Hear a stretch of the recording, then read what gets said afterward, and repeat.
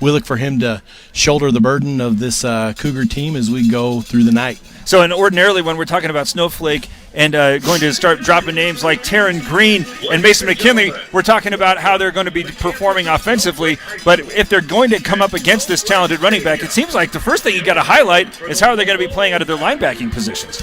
I don't know how they're going to play them out of linebacker positions, but there's a lot of factors going for and against the Cougars tonight. One of them is they have that big, strong, powerful runner, but the other thing that they don't have is I just checked the weather and it shows us it's 33 degrees and we're at an elevation of approximately 5,600 feet. How is he going to do in the cold, and how is he going to do in the elevation shouldering that responsibility? So the Lobos are not on the field right now, and once they come out, you're going to recognize that most of the skill players are not going to have any sleeves on. Everybody in a Cougar uniform right now is wrapped up. Give us an understanding about why the Lobos might forego having some long sleeves. You know, it's all about controlling the ball and keeping your hands on the ball. You'll notice that skin-to-ball contact is important. The slick, tight sleeves that have become so popular over the years just don't hold on to that ball extremely well. I think you and I have talked about it a couple times before this game getting ready to start that we have a feeling that unfortunately Phoenix Christian might be putting the ball on the ground more than they're used to. Can they do anything to better control the ball while wearing those slick sleeves? I don't know. I don't think so, because they just do not hold that ball really well. Some of them have a little rubber grip on the inner where they put the ball, but I've never seen them be effective. You'll notice that the big boys that don't even wear them, but of course they have heated seats when they come to the sidelines. The Lobos have elected to not have any type of heater. Across the way, Phoenix Christian has 3 propane heaters, and their boys are looking like they're huddled under it like some kind of duck feeding system. So here we take a quick look now at the offensive side for the Lobos. Not available last week was Taryn Green, but he's been out and getting reps during the warm-ups, as well as Camden Brimhall, who had a huge game, and, of course, Mason McKinley. All 3 of those guys have proven throughout the year that they are very talented runners. But what was really impressive in the first-round matchup with Dysart last week was Caden Cantrell's quarterbacking, showing a touch on the football that he had not shown much throughout the season. He's unquestionably got a great arm, but he was really giving his receivers a chance. And if Snowflake is going to advance through the rest of these tournaments, through this tournament, I think it's going to really come down to how well Cantrell can deliver. Well, he's done extremely well over the last couple of bits. You got to give him credit. It's a short season. Stuff he would have been doing in August and September, you didn't know what you were prepping for. Heck, we didn't even know a set schedule for a while. So let's look at the kid's growth now and see where he's come and see what he can do with his team on a night like tonight. If he can come out and play that well, I don't think it's any question the Lobos come up big this evening. So also we're able to spread it around to many a receiver. That included Noah Baum, who many times, because of the talent in the backfield, might get overlooked a little bit. He might also, as the playoffs continue to age, turn into a factor that wasn't necessarily anybody that was leaned upon just because there's such a wealth of resources. But as these things get a little bit tighter, they're going to have a big talented target, as he is, for Cantrell to deliver to. That, I think, is going to be one of the factors that maybe they don't need this week, but it's something that they're definitely going to need in the next 2. Well, the first couple games of the season, which were, I believe the Lobos' first 3 games of the season were decided by 7 points or less. And in each of those games, Noah Baum came up big and was able to push them over the top in the win category. And so since then, since they haven't been playing the peak opponents like they have, I think Noah Baum has been overlooked. But a night like tonight, these Phoenix Christian receivers and corners going both ways, we look over at their sideline. They do not have what appears to be a lot of depth coming up in this cold and this altitude. Look for Noah Baum to be open a lot, and if they get him the ball, I look for big things to happen for him just to push over some of these small corners and get in the end zone. All right, those are the Ace Hardware keys to the game. Ace Hardware has a 24/7 locksmith. Next time you're locked out of your car or just need a key replaced any hour of the day or night, any night of the week, call Ace Hardware, your helpful place with 3 locations in Pine Top, Overguard, and Sholo. It's a quarterfinal matchup between Snowflake and Phoenix Christian. We'll continue our pregame conversation right after this on Sholo Ford's presentation of high school football on iTalk 106.7 and iTalk1067.com. This service has never been better at Let's do 2 minutes again. Floral and Pine Top. That's because they're open now under new management. They're standing by to meet your every floral and gift-giving need with the freshest arrangements and improved selection of items that you'll only find at All Occasions Floral. Take the guesswork out of your next birthday, anniversary, any special occasion at all by giving them a call at 928-368-2014. They'll make the delivery for you, or you can call for curbside pickup. Call 928-368-2014. Let's do that before kickoff. All Occasions Floral and Pine Top. Whatever. The great Vince Lombardi said, "The dictionary is the only place that success comes before work. Hard work is the price we must pay for success. I think you can accomplish anything if you're willing to pay the price." Dr. Joshua Beeler and Beeler Orthodontics would like to encourage all our youth participating in sports this fall to remember that all great things come from the price of hard work. Blocks of Beeler ice. Orthodontics. Live to smile. Love your smile. It's either winter, windy season, or rainy season. Keeping your car clean isn't as easy as it sounds up here on the mountain. Finding the time, buying chamois. Listen, take it to Octopus Car Wash, the only full-service car wash on the mountain. And with exterior washes starting at just $8.45, who's our white hat? you can save yourself the hassle and the the money. And They're it's Prescott faster crew. than if you did it yourself. Octopus Car Wash and Express Detail Center in Sholo on the Deuce of Plums. Need hats, shirts, or jackets embroidered with your logo? Get custom embroidered products from Little Bluebird Studios. That's right, the company that does the best job screen printing t-shirts and hoodies now offers embroidery. Little Bluebird Studios is a local company with skilled designers that care about your company's image and brand. Call Little Bluebird Studios today, 928-351-7942. Online at littlebluebird.org. Little Bluebird Studios, the company that cares.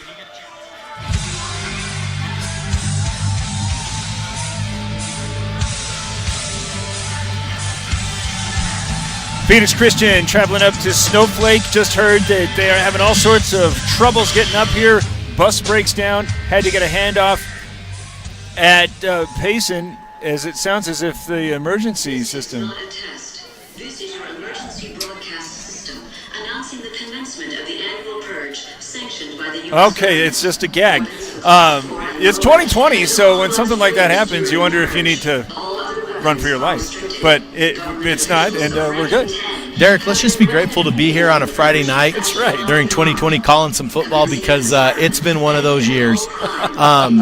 I know some friends of mine who have had no less than 3 games cancel on them this year, and we're just happy to be out here on a Friday night.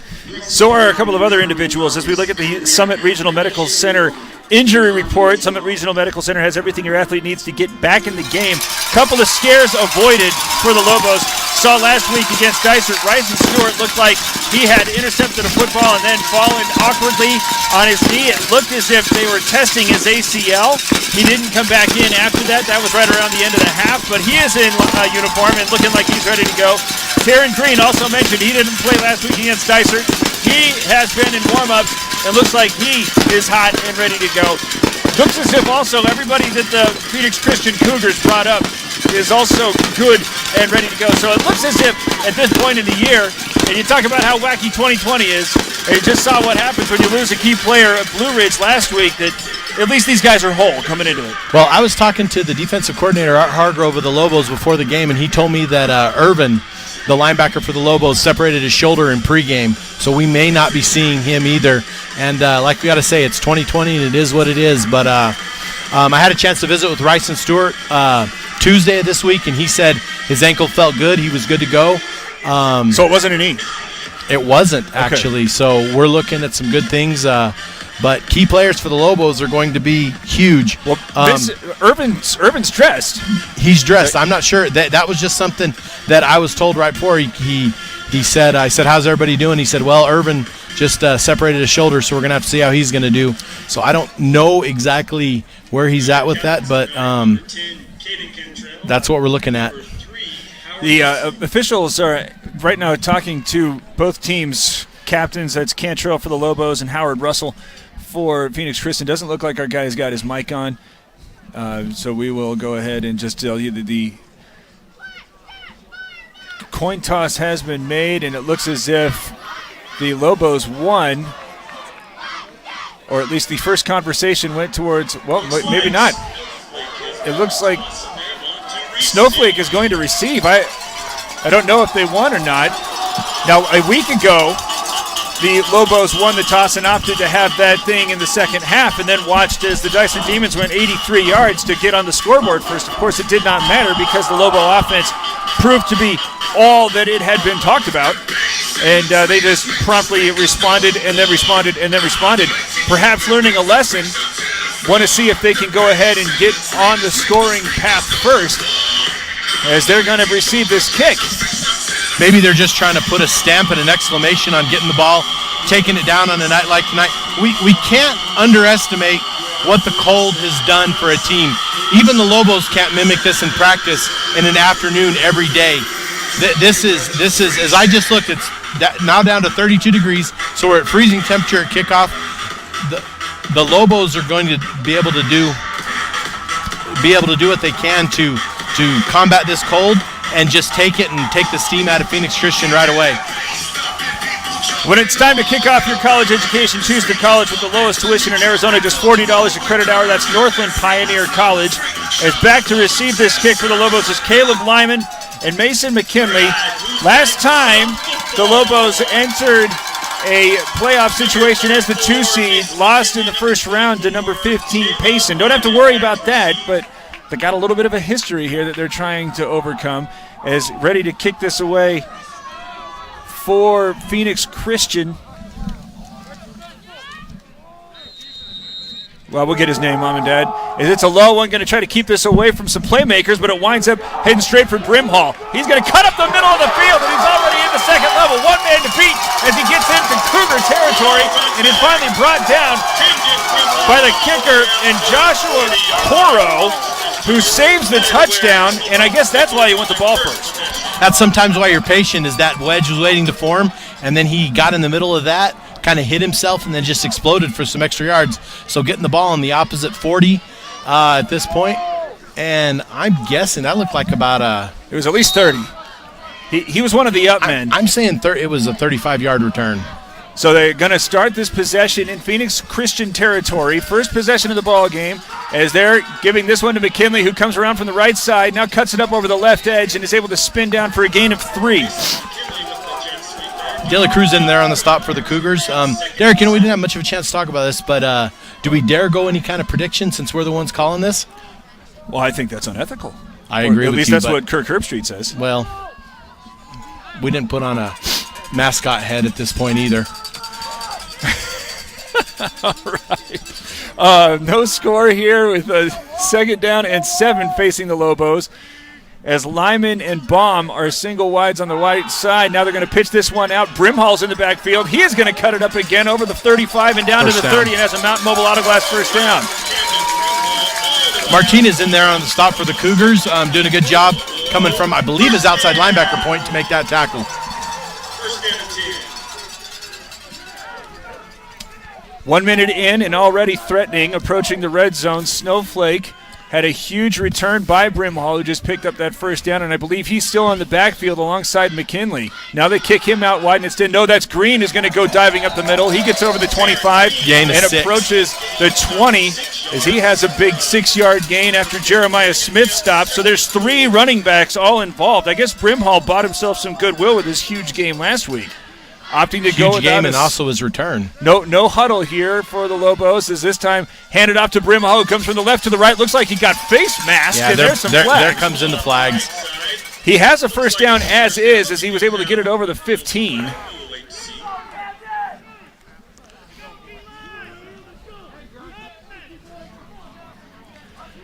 Officials are having a conversation. Let's see if we are able to get this one on.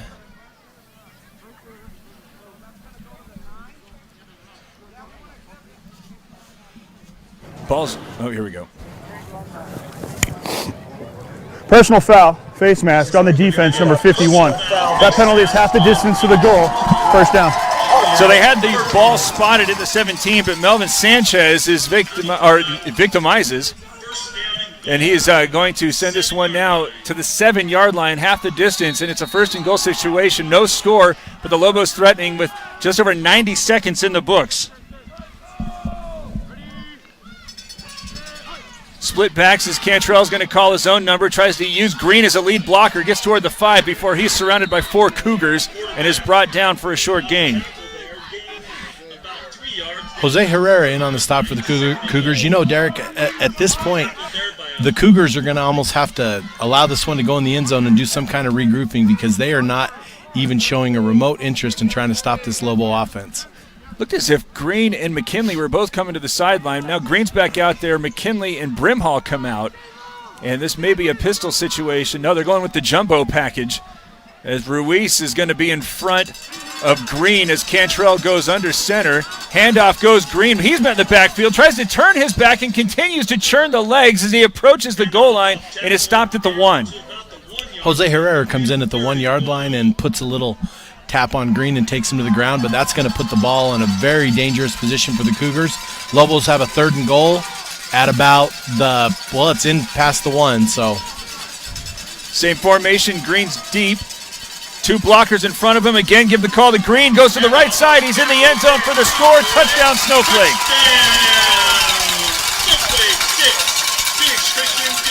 After that touchdown, Derek, it's going to be interesting to see how this Cougar team responds. If they're just going to have the attitude of, hey, we're going to let this go and just try to get out of here tonight with a little bit of dignity. Well, that went about as badly as it could after Brimhall's, we're going to say it was a 35-yard return. After it looked as if they were just trying to keep it away from playmakers, but number 7 snuck by as one of the up men, as now Crockett's extra point is up and good. So punctuate a 40-yard drive, 7-0, Snowflake leading after that 40 yards made up exclusively on the ground. 9:05 to go here in the initial. It's 7-0 Lobos on Shortlow Ford's presentation of high school football on Night Talk 106.7 and NightTalk1067.com. If you have joint pain of any kind, including your knees, hips, shoulders, ankles, fingers, or wrists, then listen to this good news. Summit Healthcare can help. Dr. Jeffrey Cornelson, D.O., and Dr. Jacob Oldham, M.D., are now taking new patients of all ages, with same-day and next-day appointments now available. Find out how to say goodbye to your joint pain. Call 928-537-6700 and schedule your appointment now. 928-537-6700.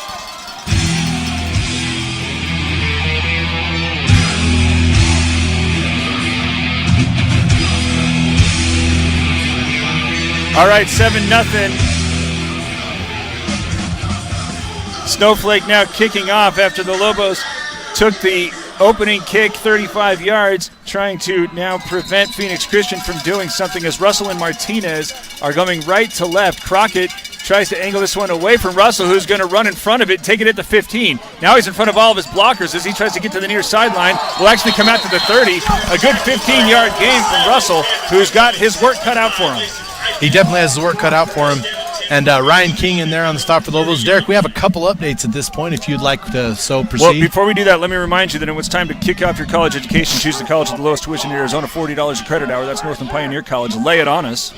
Lay it on us. We have ALA Gilbert 7, Round Valley 0. And the only update I have is Yuma Catholic 14, Thatcher 6. Ooh. PAT pending in that one. Ooh. That seems like a bad matchup for Yuma Catholic. It's a horrible matchup for Yuma Catholic, but guess what? That's how the brackets fall. Yeah. For some of you Northern Arizona folks, we also have Cactus and Coconino knotted up at 7. A little late coming off the sideline is Adrian Fleming is set to get things underway. Russell is going to line up in the slot off to the left of the line. Going under center is Fleming. The Lobos just playing this one straight up as Fleming now has Russell coming in motion. He's going to get the call moving to the right side, gets stopped at the line of scrimmage, tries to bounce it back out, now crosses over the 30 and will be brought down at the 35, but that was a good job there by Russell. Looked like he was going to be stopped for no gain, just patiently continue to string it out. Josh Solomon in on the tackle there. It's going to be interesting to see how they attack number 3 for the Cougars tonight. Well, if that's any indication of his approach, I think that they're going to have to be likewise patient because we just saw him make up 15 yards in the bat of an eye. So the Lobos are going to have to, much as they did last week, contain more than anything else. As here comes a 2nd and 5 opportunity, a very deliberate approach from the Cougars as Russell again starts in the slot off to the left of the line. No, he's on the right side, and this time they fake the give to him and instead are going to go with Gutierrez, who tries to go over the right side but gets stood up about 2 yards shy of a first down. You know, Derek, over the last year, and we actually had this team up there in the Dome at Round Valley, and I believe Gutierrez played the role of quarterback in a victory for the Cougars up in the Dome last year, and then they got their quarterback back and actually lost to Round Valley in that championship game. Both those teams, of course, being pushed up to the 3A ranks this year, and they're still both in the playoffs as top 8 teams, so I guess 2A and 3A is the haves and have-nots. Here's a very big play after the Lobos had little problem moving the football on their first drive. Phoenix Christian facing 3rd and 2. Russell and Gutierrez lined up in either slot as Fleming, a hard count, and I think that somebody... We're going to get a timeout Phoenix by the Christian Cougars. calls timeout. Timeout, Phoenix Christian. That is their first time out of the half. We'll take it with them. 7-0 Snowflake leading on a big 3rd and 2 with 7:22 in the first quarter remaining. It's Charlotte Ford's presentation of high school football on Night Talk 106.7 and NightTalk1067.com. Want to buy the #1 selling truck in America for over 41 years? Want to buy a vehicle with a lifetime engine warranty? Want to get the best deal in the state of Arizona on your new Ford car, truck, van, or SUV? Go to Sholo Ford. Anyone can say they'll give you a great deal, but Guy Hatch at Sholo Ford means it. In fact, he guarantees it. Buy the best from the best. Sholo Ford on the east end of the Deuce.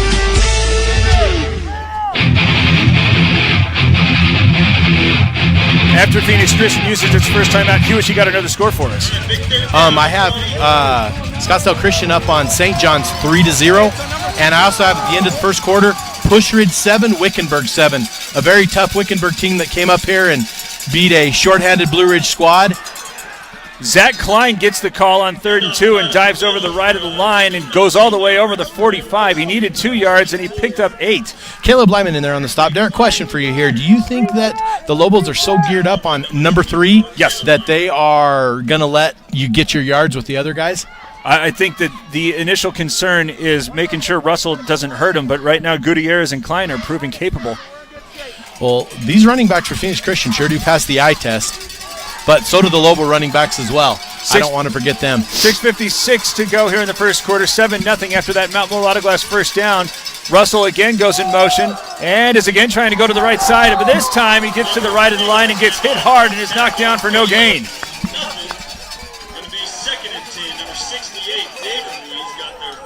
David Ruiz. Looks like David Ruiz was in on the stop. Kind of, you don't want to give the pile jumpers credit. Last one on, first one off to get the, or last one on, last one off to get the credit for the tackle. But I believe Ruiz was in there, and I think Payson Carden came across from his defensive end spot. Payson Carden playing the wide side in for the Lobos. Nope, actually he's switching over to the short side. Daniel Becerra comes out split wide to the left. First time we've seen this from Phoenix Christian as Russell now is deep as a single back. Give him the pitch, coming to the near side. Nice block to bounce it out over the 50. Still some great blocking from Becerra as he gets over the 40 and has a Mountain Mulatto Glass first down after that 13-yard gain. And that was Ryson Stewart that forced him out. Derek, it did not look like he was running fast, but that guy got upfield quick. You talk about patience and an eye for the ball.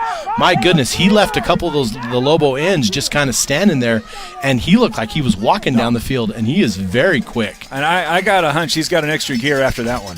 I'm going to have to 100% agree with it. Push this to the 40.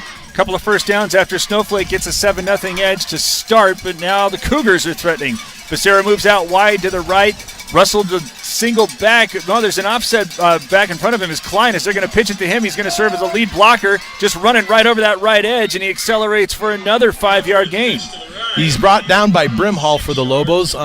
Something else I want to talk to you about, Derek, is we kind of both had a little bit of talk. We have not seen the ball go on the ground yet, and we thought that Phoenix Christian might put it on the ground at this point in the game. So kudos to them with those sleeves for keeping that ball tucked in. I do have a feeling, though, when the Lobos defenders find out about that and start focusing on it, the ball's going to drop. 2nd down and 5, already with 4 carries, now 23 yards for Howard Russell, as he will again line up in the slot. Klein is the single back behind Fleming. On this 2nd and 5 play, as Russell comes in motion, he gets the call moving from the left to the right, again turns it upfield and then accelerates over the 25. First down. and has a Mountain Mobile Auto Glass first down as we check in with Ron Everingham. Hey guys, just want to remind you, if you need to find me, I'm over here on the Phoenix Christian bench because they have some LP heaters over here that they've brought along with them, and I'm staying nice and warm along with them. But that's pretty cool that they get to bring along their own heaters, huh? Well, I think they have no choice. Well, what do you guys have up there to keep warm? I got a whoopee and 4 coats. Thank you, Ron. As it's 1st and 10 now with 4:42 to go. 7-0, the Lobos lead, but the Cougars are threatening. Split backs on either side of the line now as Russell comes in motion, but instead go to Klein, who's going to try to get to the left, but he's going to be brought down by Ruiz with just one arm. I'm trying to see which Ruiz that was. It looks like it was Big Bradley in there on the stop for Lobos. He didn't even bother shedding the block. He just reached out a big paw and brought him down. That's the advantage when you're his size. What do they have him listed as? Whatever it is, it's conservative. 6-something and 3-something? Yeah, well, conservative. 2nd down and 10 is again a very patient approach for Phoenix Christian. Russell keeping an eye on him as he is off the left of the line. Becerra split wide right as Russell starts to go in motion. He gets the call, trying to turn this up over the right side. Tries to find a little crease he can bounce through, but there's Ruiz. Tony Ruiz this time. It looked like Tony got in there. Tony Munoz, 75. Is Munoz out there? Derek, it looked to me, and from our angle, if he would have stayed with his angle and angled towards the first down, he would have got it. But for whatever reason, we're not down there in the field. He cut back into the middle, and very, very, very little gain, which brings up a 3rd and 7.5. Yeah, and I'm going to go ahead and just throw a shout-out to the Snowflake front to make sure that he didn't have any room to run through. The reason he cut back is but he isn't, and Snowflake has a big 3rd down, and here he goes to the other side. This is Gutierrez trying to accelerate to the near side, and there's a flag coming out in the neighborhood of holding. If it, though, is against Snowflake, this will be close to a 1st down. I think that's going to be holding on the edge. It looked like there was a 72 for the Cougars, had a fistful of jersey as they went around, and there's the call from the white hat telling us it is holding. Snowflake is a very athletic team on both sides of the ball, but right now, as we listen to the call, Holding on the offense, number 24. Penalty's 10 yards from the spot of the foul. Still 3rd down. Klein there trying to lead block and offer, but instead holds. Right now, these Phoenix Christian running backs are just out racing him to these edges. Well, but how much of that's been from, like you say, just a holding call? I mean, it doesn't take much to get a fistful of jersey of a defensive end to keep him from coming outside. Great call over here by the L. I thought it was pretty noticeable that he got it, and 24 got the edge and allowed his running back to get around. He's a single back now with Russell and Gutierrez on either side of the line. Gutierrez coming in motion as they're going to fake the give to him. Now move the pocket off to the right side. Klein was open in the flat, but instead going to try to challenge this one at the goal line where it's going to be intercepted. As Solomon's got it as he starts weaving through traffic. He's at the 30 now. He has the ball punched out and going back to try to receive it or recover this. So Phoenix Christian's going to get the ball first. Fleming. Okay, so Josh Solomon intercepts it, establishes possession, comes down. The first team to cough up the ball is not the team we expected it to. Yes. Now, since there's been a change of possession, Phoenix Christian actually gets the ball back on their own 45 as we're moving forward. And they had a 3rd and long. So what could have gone wrong for the Lobos? A fumble, Phoenix Christian will retain possession of the ball with 1st down. I don't want to tell the white hat I knew what I was doing, but we knew exactly what that call was. Fleming was just hustling back to try to prevent a touchdown, and it winds up recovering Solomon's fumble. So right back close to where they had started after the first down.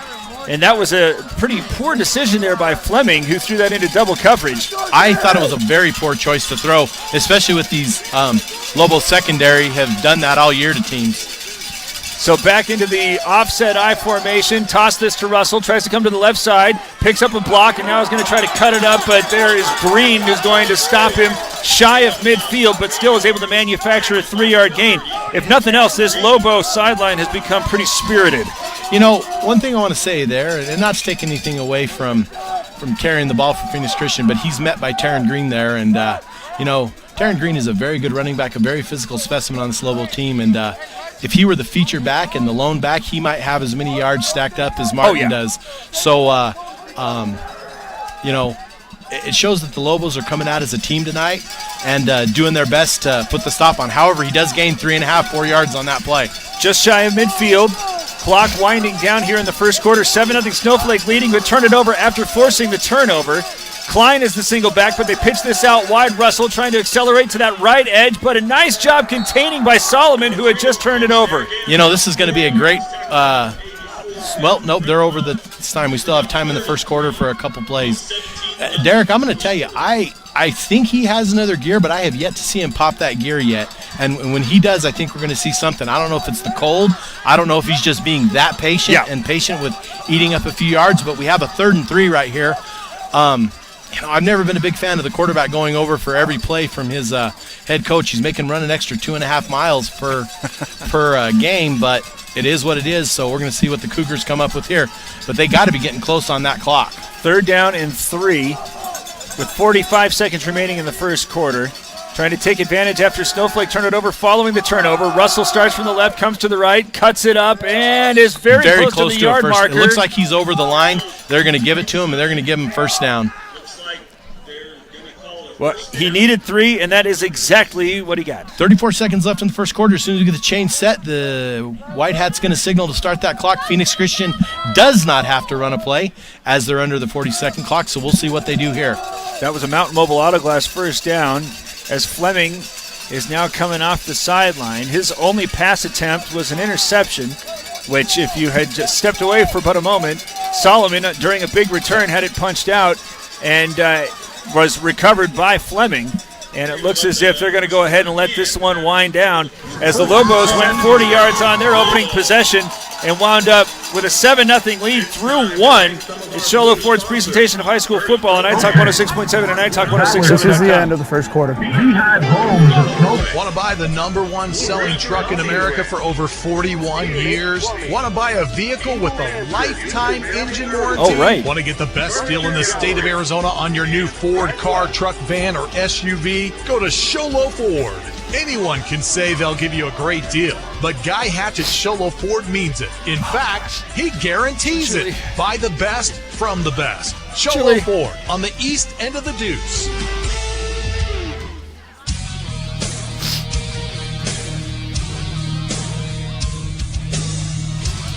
Start of the second quarter. Phoenix Christian just moved the football back into Snowflake territory. The Lobos looked as if they had picked up the stop after Howard Russell had run for 37 yards to do an awful lot of the legwork. But an Adrian Fleming interception at the goal line looked as if this was going to start to snowball fast for Snowflake. Instead, it was punched away from Solomon from behind. Fleming falls on it. And this is, if absolutely nothing else, a circumstance where the Cougars are going to keep Snowflake's defenders on the field for an awfully long time. I think that this drive started with about 7 minutes to play. I think so. You know something, Derek? The only time we've seen the ball go up in the air tonight has been a pick. Here's Fleming under center. Russell is behind him.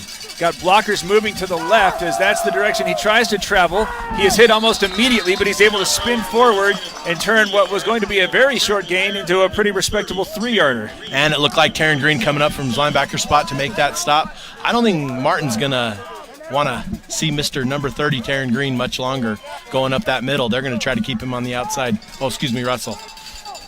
Ball's on the near hash, and as you just observed, Fleming having to come all the way from the far sideline to deliver the play. This is going to give the Lobos an opportunity to shuttle some players in and out on the defensive end. Trying to keep everybody fresh. This has been an extensive drive here from the Cougars, who are now facing 2nd and 7. Got receivers on either side. This is the first 4-receiver set that Phoenix Christian has seen. Russell now coming in motion as they're going to give him the handoff as he starts moving to the far side. Gets brought down. No, he's taken a couple of Lobos for a ride. Might have been Brimhall. I'm gonna go out on a limb and say this is gonna be an illegal use of hands or an illegal block in the back or something like that, because if I can spot it from up here, I know it's pretty. Let's see what the White Hat says. Yep, illegal use of hands, holding, block in the back. So we're gonna have him backed up 10. During the run, holding on the offense, number 16. That penalty's 10 yards from the spot of the foul, still 2nd down. ALA Gilbert North is now leading Round Valley 14-0. and that is an ALA Gilbert North team that desperately wants a chance at these Lobos again. I mean, they'll take Phoenix Christian if they come out victorious, but I know that that first game early in the year, losing by 2 points here was huge. I know, and you hate for everybody to put in all the hard work recruiting to get that team together to then come up short in the playoffs. You know, Derek, I wasn't going to. Those kids fought for years growing up in the shadows of that high school to go there. That's not a good thing to say. Just like these kids from Phoenix Christian, the opportunity they finally had to come and go. Fleming again from the shotgun, this time to go over the middle, has this one blocked at the line and then nearly picked up by Munoz, but instead it will fall incomplete, and there is a bullet dodge. Derek, we have third and about 18 here. Do you think we're in 4-down territory? Are they looking for, 2 plays, or are we going to punt it away? I would advise them to punt and see if maybe having the ball this long has done anything to inject some life into the defense. But I don't know if what we have seen from this offense thus far, they have many 18-yard plays, in the book.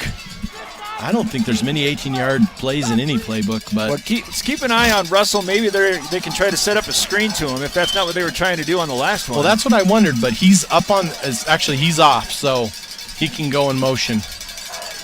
Fleming again working from the shotgun, another 4-receiver set. This is a little bit of a lazy snap as he moves the pocket to the right, trying to get everybody downfield. Now throws it underneath where it's going to be had for a first down. Becerra there catches that at the 35 and then runs to the 30. They were trying so hard to make sure nobody got behind him, but credit Fleming and Becerra for getting the Mountain Mobile Autoglass first down just by taking what the defense gives them. Derek, as he rolled to his right, Becerra was basically sitting there waving his hands like something out of that movie Necessary Roughness when we talk about bad football movies, and he was sitting there waving his hands, and he hits him, and he turns, and he was expecting someone to be on him, and he had 4 yards before there was even a Lobo defender near him. So there's that 18-yard play. It was, in fact, a 21-yard play. 10 minutes and 10 seconds left here in the half. 7-0 Snowflake leads, but Phoenix Christians had the football for getting close to 12 minutes. Here is players on either slot as this is going to go to Klein, who cuts it up over the left side, gets to the 25, runs for 4 yards before he's brought down by Green and Solomon. But this is becoming a little bit of a sticky situation here for the Lobos. I still have confidence in this Lobo defense with Taryn Green there in the middle. Taryn Green, has put a good 4 years into this program, 3 years on the varsity level, and played very well on both sides. He's the heart and soul of the defense. I think he's going to come up and make some good plays. Opting to continue to huddle up here after the 21-yard first down, move the chains, and then 4-yard run from Klein.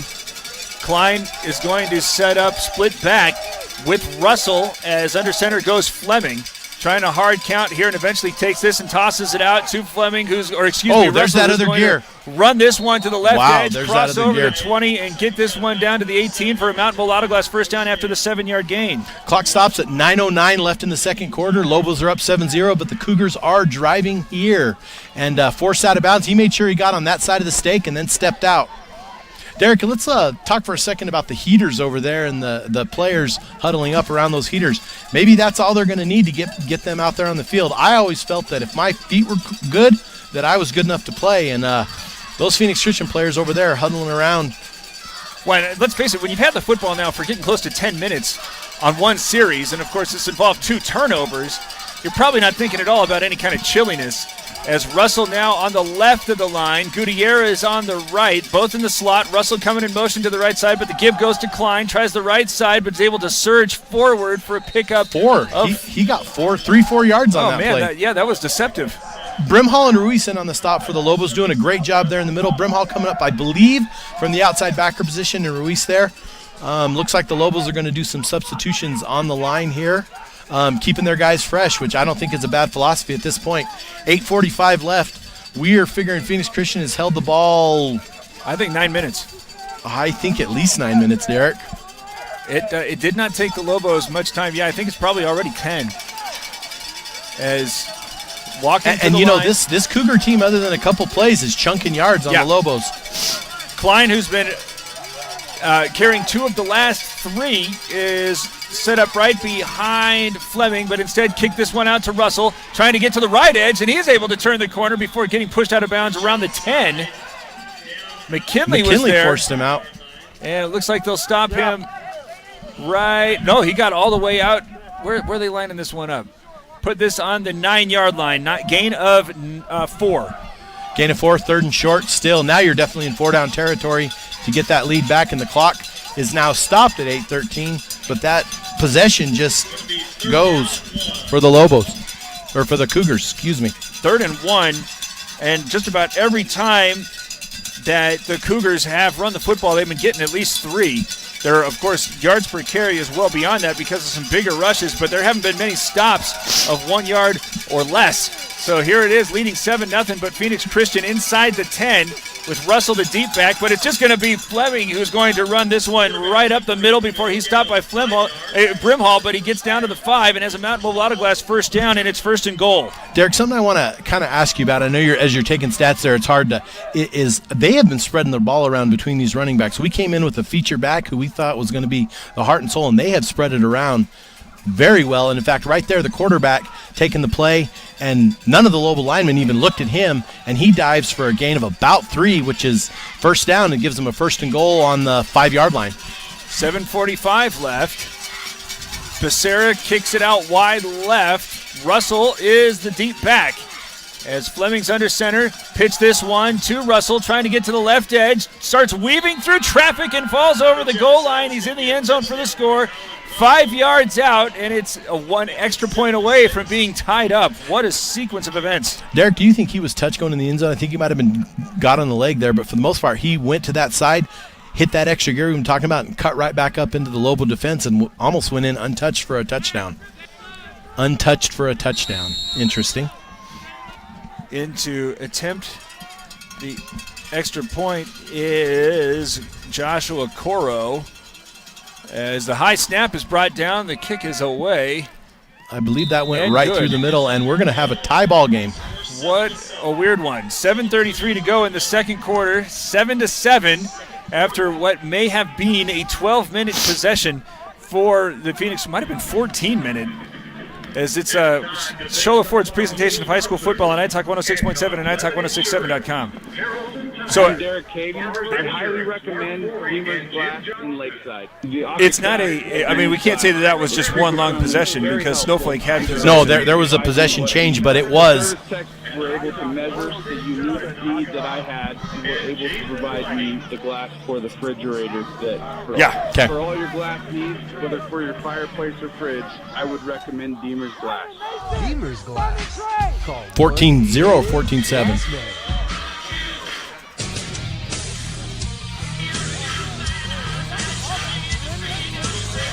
All right, so it wasn't one long possession for Phoenix Christian as the Lobos did take it away and then gave it right back. But still, the defense was on the field for it might be 13 or 14 game minutes. As back to receive this one is Lyman and McKinley, but keep an eye on Brimhall, who had a long return, but instead it's going to be bouncing to Brad Brimhall, who's going to take this over the 40, have this one over the 45. So buckle up. Great field position again for the Lobos. As Phoenix Christian's having a hard time figuring out where exactly you got to kick this thing. You got some scores, though. Yeah, Derek, I got some scores here. In the 2A ranks, Santa Cruz is over SPA 21-6. It looks like Scottsdale Christian 9, St. John 7. Yuma Catholic still 14-7 on Thatcher. And Push Ridge is now up 21-6 on Wickenburg with that ALA Gilbert North score 14-0 over Round Valley. 3 receivers going to the right side, but the handoff is fake to Green. Now trying to go over the top where wide open McKinley could not foot a beat on that one. He was going to be gone, but the pass was behind him and hanging a little bit. Something I want to point out there is the Lobos got lucky. They didn't get called for a legal man downfield. There were 2 of the linemen who looked like almost 3 yards down the field, and that could have cost them big. As well as, I believe, a loss of down on that play. So lucky for them that they didn't. It was just a miscue and an incomplete pass. Interesting, after having the defenders on the field for all that time, the Lobos not huddling. 2nd and 10, 7:21 to go, tied up at 7. As Green this time does get the call, going to the left, runs over the 50, still on his feet as he's pushing his way toward the Phoenix Christian 45. Looks like he gets stopped at the 44, 8-yard gain. Anthony Castillo in on there in the stop. It looks like Snowflake's just going to say, hey, we'll play some smash mouth run football with you too. What I think it's going to come down to is how many of those players in white for Phoenix Christian are going both ways in this evening. Yeah. Facing now 3rd down and 1. Cantrell keeps this one, goes right up the middle, and has a Mountain Mobile Auto Glass first down. Cantrell calling his own number, going right at the middle, giving Phoenix Christian a little bit of what they were calling down here in the zone. Castillo again there with the stop, but pushing this one deeper into Cougar territory. Tied up at 7, 6:40 to go. Remember, Phoenix Christian is going to get the ball first in the second half, so the Lobos might want to try to use a little bit of this clock in any event. I don't think Phoenix... I'll tell you after the play. Give goes Green. No, they fake it to him. Oh, and Baum had that one in his hands, but it bounces out as it's chilly. It can be forgivable, but that pass was well delivered there by Cantrell. I think what's going to beat Phoenix Christian right here is that the Lobos could put it on the board. I don't think they have the patience or the offense to score quickly. I think the Lobos are going to have a huge advantage if they can put it in right here. 6:27 left with the clock stopped. As this time they do hand it off to Green. Gets met at the line. Now bounces that out over the 35. He's at the sideline. He's at the 20. One man to beat as he's pushed out of bounds inside the 10. As that will go for a 33-yard run and a Mountain Mobile Auto Glass first down. Looks like Russell forced him out there at the end to get him down within inside the 10. Yeah, they're setting the box at about the 5-yard line. About the 6, I guess. Yes, the 6. You know, a lot of people make the argument that time of possession is the most worthless fact or data point in football. But, I mean, 13 or 14 minutes without the football is an awfully long time, and the Lobos looking absolutely no worse for the wear on the offensive side. And, of course, many of these Snowflake kids playing both ways as they're split backs on either side of Cantrell. They go Brimhall, goes to the right side, spins into the traffic, dives over the end zone goal line for the score. What a nifty run from Camden Brimhall from 6 yards out. Brimhall gets in the end zone, and I thought he was down. I thought he was brought down, but he has the neat spin move. I don't play Madden, or I don't play it well, so I don't know how to do that with the controller. But maybe you could give us the joystick code. I don't know, but it looked like I don't think he was down. It looked like he spun to me and went and just used that. Yeah, they kind of let go of that spring-loaded jersey and popped himself into the end zone. Crockett, without any push there from Phoenix Christian, has this one up and good. The Lobos have held the football now for about 5 minutes and are leading 14-7. And Cholo Ford's presentation of high school football on iTalk 106.7 and iTalk1067.com. Mountain Mobile Auto Glass has the most experienced technicians on the mountain. Their lead technicians have a minimum 10 years experience. They're certified and trained annually, and they gladly welcome Mercedes, BMW, Lexus, Infiniti, Jaguar. So no matter what your car is, you can trust that your glass will be done correctly when you call Mountain Mobile Auto Glass. Now with 2 locations in Lakeside and Snowflake.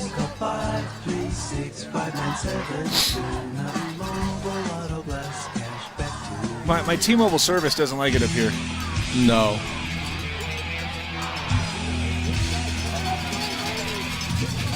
Well, after the last very, abbreviated drive from the Lobos, the Cougars had an answer as Russell, who's been the workhorse, is standing on the near hash.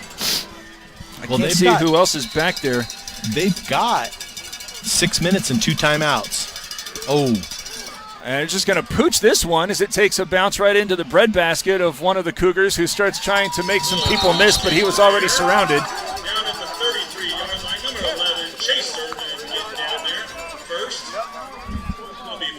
See how Phoenix Christian responds here with 6 minutes left, down 7, 2 timeouts. I just don't know if after that last drive that they can put together something to get them points this drive.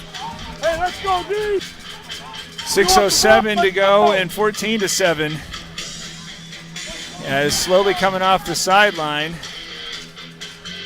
They're playing, about 4,000 feet higher above sea level than they used to, are the Cougars. Russell, though, it ought to be noted, still has a pretty good bounce in his step as he is off deep with Fleming under center. Snap is tossed to him. He starts moving to the left, trying to find the edge. Now cuts it up, gets over the 40, and dives forward for a very good 7-yard gain. A very good running back, but it's going to be how these guys up front respond moving forward, pushing these Lobos around because he can't do it by himself, but that play gives himself 8 yards.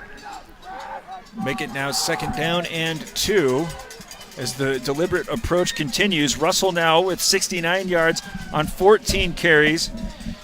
Klein with 15 yards on 4, but has provided a great change of pace back as this time he's going to set up behind Fleming as Russell comes off the slot on the right side. Gutierrez also in the slot on the left.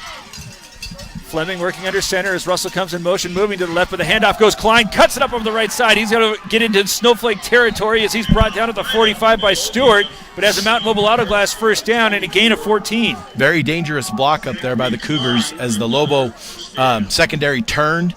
He started kind of riding him in the back a little bit, and that's one of those calls that you just never know if you're going to get. So Phoenix Christian dodges a little bit of a bullet there, and the Lobos kind of got their backs a little up against the wall right here. Clock moving now under 5 minutes to play. 2 timeouts left. 14-7. The Cougars are trailing, but they have just been grinding this Snowflake defense all through this first half. Oh, that's a handoff goes Russell, but the play is now going to be blown dead as it looked as if everybody was on a different count. Trust your eyes. If you feel like you can shoot the gap on that toss, I see the same thing you see. Go get it. Prior to the snap, full start on the offense, number 75. That penalty is 5 yards from the previous spot. Still first down. So it'll be 1st and 15. The last time that Phoenix Christian was behind schedule in this neighborhood, we were able to connect with Becerra for a 21-yard gain. So not yet in that circumstance where they're going to have to air it out as the clock starts running. And remember, Phoenix Christian's going to get the ball to start the second half, so this is feeling like a pretty big defensive possession here for the Lobos.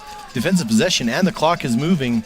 And again, I don't see the urgency from Phoenix Christian even with 2 timeouts. They've got to get something going here. Becerra coming out wide to the right side. Will be matched up alongside Solomon as Russell is in the slot. Klein is deep. Nope, that's Gutierrez who's going to get the call, and he will be brought down in the backfield. Payson Carton there with the stop. And another big loss. That might have been for a loss of 6 or 7 yards. That brings up 2nd and 20, and the clock continues to wind down. Now maybe Phoenix Christian's thinking, let's just hold this possession and not give it back over to the Lobos for a quick score, who do have all their timeouts as well. So it is only 2nd down.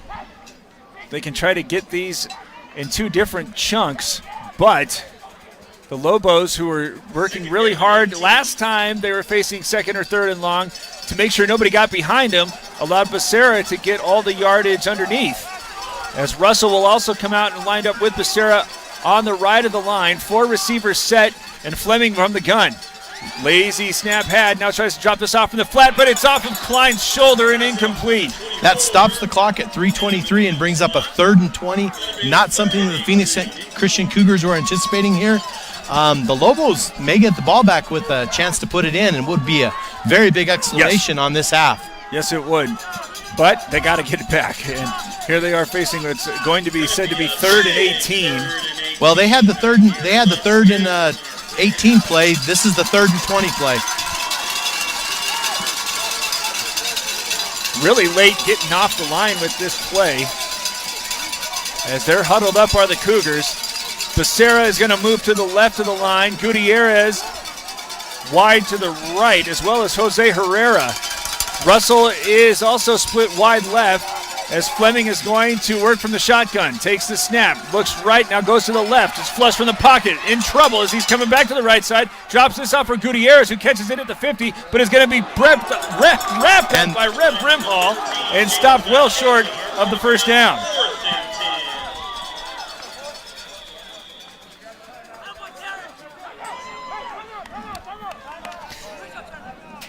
That stops the clock. No, Snowflake timeout. Takes Snowflake. a timeout. We'll keep That it is their here first as charge the Lobos timeout lead of the first 14-7. half. Just told they're at the half. Of course, this football game started 15 minutes late because of traveling problems and are a little bit behind schedule in that regard. So they're at halftime down at ALA Gilbert North, and the Elk are trailing 17-0. This one, if the Lobos are able to punch this And this 3 minutes and 9 seconds is roughly what the average of their two drives, their two scoring drives, in fact. And they have 2 timeouts. They got an awful lot of time. They have a wealth of time as they, of course, we haven't seen anybody attempt to punt, and I'm assuming that doing so for the Cougars is again going to be Coro. He handles their kicking duties, I believe. But he's going to be kicking what's going to feel like a boulder. So let's see. They do call it the Rock. Coming out facing 4th and 10. And maybe Phoenix Christian saying we'll forego the foot injury and just see if they can't. I'm not sure I agree with it. You have a chance to pin the Lobos deep at least a few yards, but we're going to see what they do here. Under center, fake the handoff, now moving to the left, pressured. Fleming is going to be brought down by 3 different Lobos back in Snowflake territory. I beg your pardon, in Phoenix Christian territory, as Carton was there with another big stop for a tackle that went for a loss. And that might prove to be one of the big deciding factors in this one, as that was a huge sack that came up from the Lobo defense. I think that was for an 8-yard loss.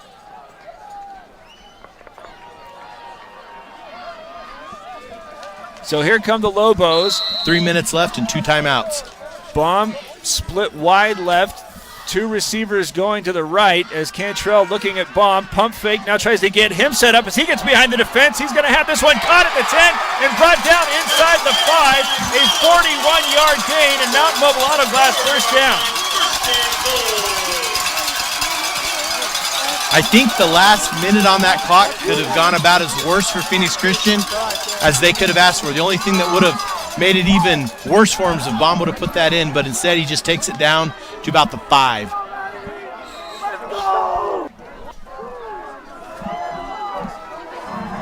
First and goal from the 4.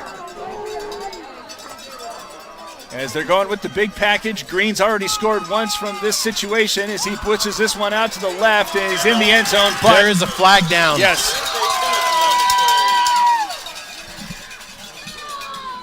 So this thrown by the umpire seems as if this is going to be a blocking infraction. Usually it's a false start or a blocking when it comes from that middle, but regardless, it's going to be a 5-yard penalty against the Lobos.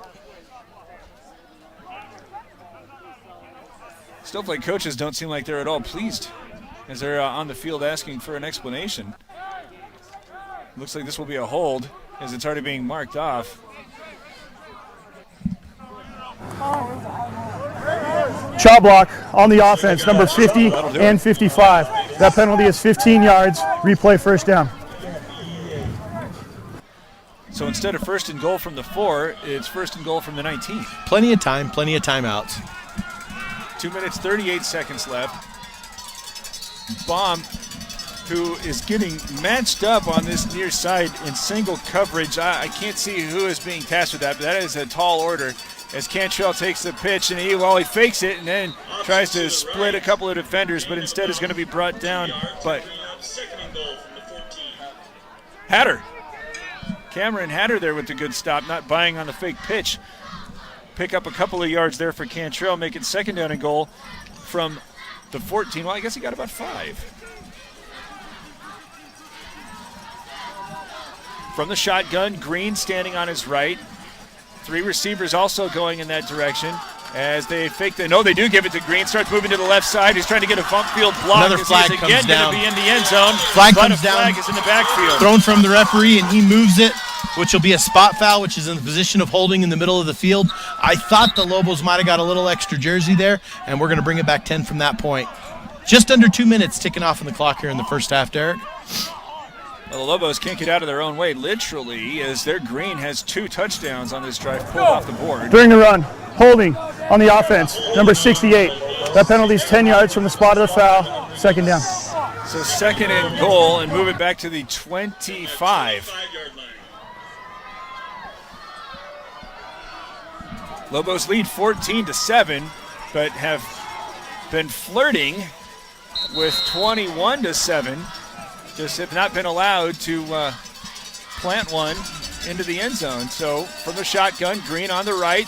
Cantrell drops back trying to set up a screen, but it was well read. And number 2, again, Hatter was blowing up that play to set it up now 3rd and long. I believe Hatter's coming from a defensive end spot. Is that what we're seeing, Derek? And coming in and causing a little bit of havoc on that left side of the Cougar line? He first was seen preventing Cantrell from effectively executing the pitch, the option play. And that time was reading screen and just elevated and prevented him from dropping it off for Green. So now it's 3rd and goal from the 25, and the Lobos got to become a little bit worried about trying to even get 3 points out of this. As a blitz being shown from the Cougars, moving the pocket to the right side, throw this into the flat where it's had by McKinley. He has to make a couple of players miss and try to get a couple of yards after contact, and dives forward toward the 10. Looks like they got him at about the 12. That would have made it a 13-yard gain and makes it a much more manageable field goal try. 4th down. Are they going to go for a field goal? I don't see anybody coming on. I don't see a field goal unit coming on. Well, that would be a statement. We don't believe you can go 84 yards, basically what the Lobos saying. As they're allowing the clock to move at 1 minute and 23 seconds, maybe they're going to take this one down and then eventually call a timeout. It looks as if one of the Lobos coaches is standing next to an official, and I think that is going to be the play, as they're just trying to use up as much of this second quarter as possible. They're leading 14-7, so they have availed themselves to this circumstance, but also forced themselves into it. Timeout. Because of Snowflake. all of the different that is their second charge timeout of the first penalties that have occurred here, with first a chop block and then a traditional hold. And instead of having it after the big 41-yard strike between Cantrell and Baum, 1st and goal at the 4, it wound up being 2nd and goal from the 25. And it looks as if Crockett is coming off of the sideline to attempt what would be, I believe, somewhere in the neighborhood of a 30-yarder. Sounds about right.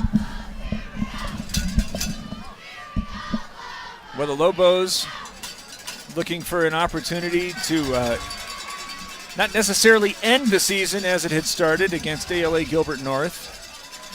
It sure does look like that's who the winner of this game is going to end up playing, which right now heavily favors the Lobos. But I believe both Snowflake and ALA Gilbert North would like to say that their season is going to end the week following, as Crockett is going to attempt one that is going to be held at the 25-yard line. Cantrell will do that. It's on the far hash, so the righty's going to have to pull this one a little bit. And they try a little bit of a hard count before eventually putting this one down, and it looks as if it's not even going to have the leg. No, it does. It just sneaks over the crossbar. 17-7. As there's a 35-yard field goal that might have been good from 36. So Snowflake has scored on all 3 of its possessions with 49 seconds left, and are going to kick this one away and leave a methodical offense with not an awful lot of time. So if Russell is able to deal into a pretty big return, he's going to have to find the juice, as they have had that 121-yard play that came on 3rd and 16, but otherwise it's been, for the most part, a grinding nickel and dime sort of offense for the Cougars, as Crockett's going to kick this one away. It seemed as if the last time he was trying to keep it away from Russell, and it wound up going to him regardless. Of course, after the first touchdown, they tried to kick it to Angel Martinez, and he just ran over there and got it. So there's a very short kick, as a fair catch is being signaled, eventually brought in by Christian Lopez, but while trying to keep it away from Russell, it's now set up Phoenix Christian with a very short field.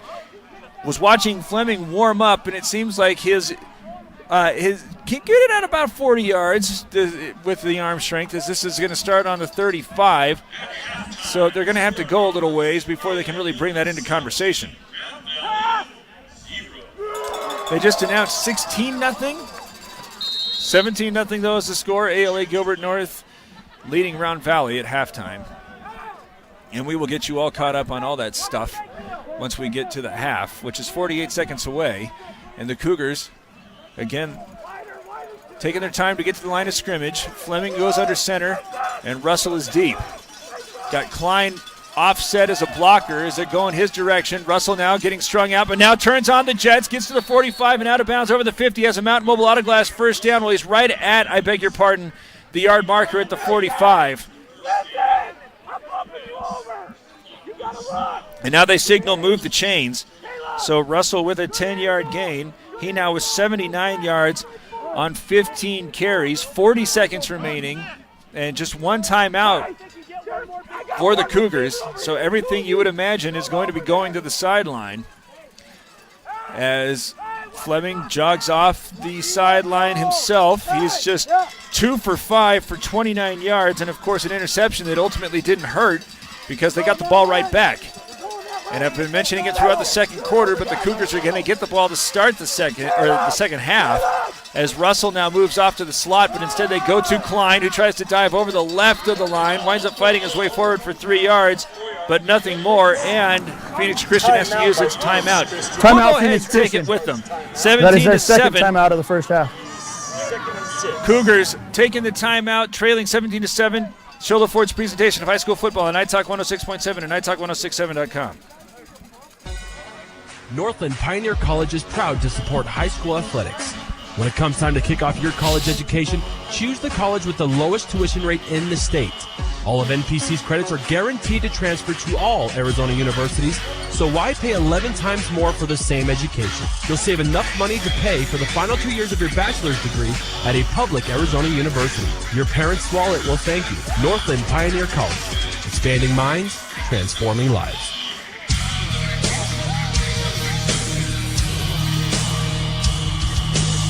So I have incorrectly stated that Phoenix Christian has only one timeout remaining. They now have one timeout remaining.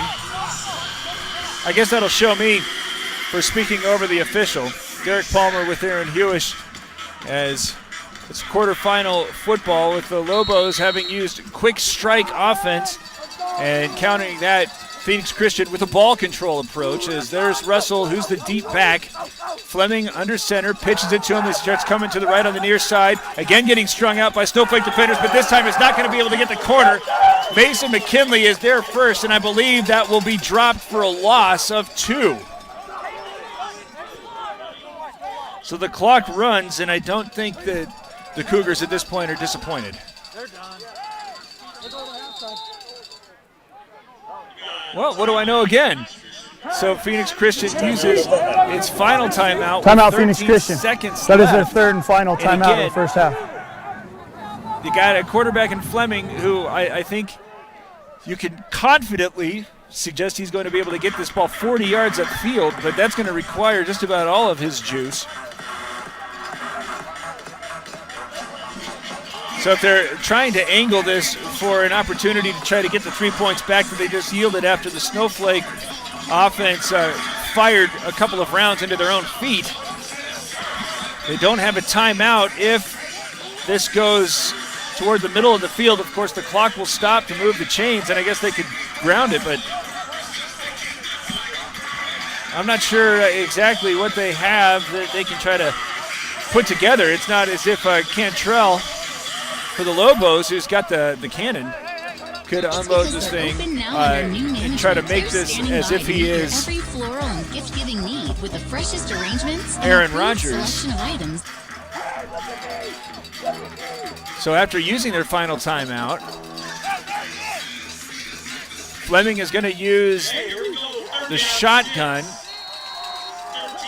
as Gutierrez comes out the single man wide to the right. 3 receivers going outside to the left as he takes the snap, starts moving in that direction, throws this one underneath for Becerra, who's going to quickly get out of bounds. That took 6 seconds as Stewart was there to force him away, but that does, I guess, bring this Hail Mary circumstance into the conversation, as that was good for a Mountain Mobile Auto Glass first down and a pickup of 10.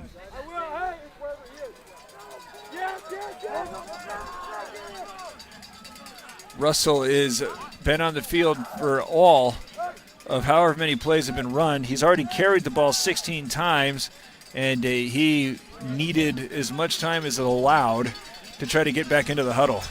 I think he averages about 30 carries a game. But that's not an elevation. You're right, and there's only 7 seconds in the half. Are they even going to be able to set up? They're going to have to go for it here. Well, they got the time ticking away from the back judge. And no timeouts. They did not get it off.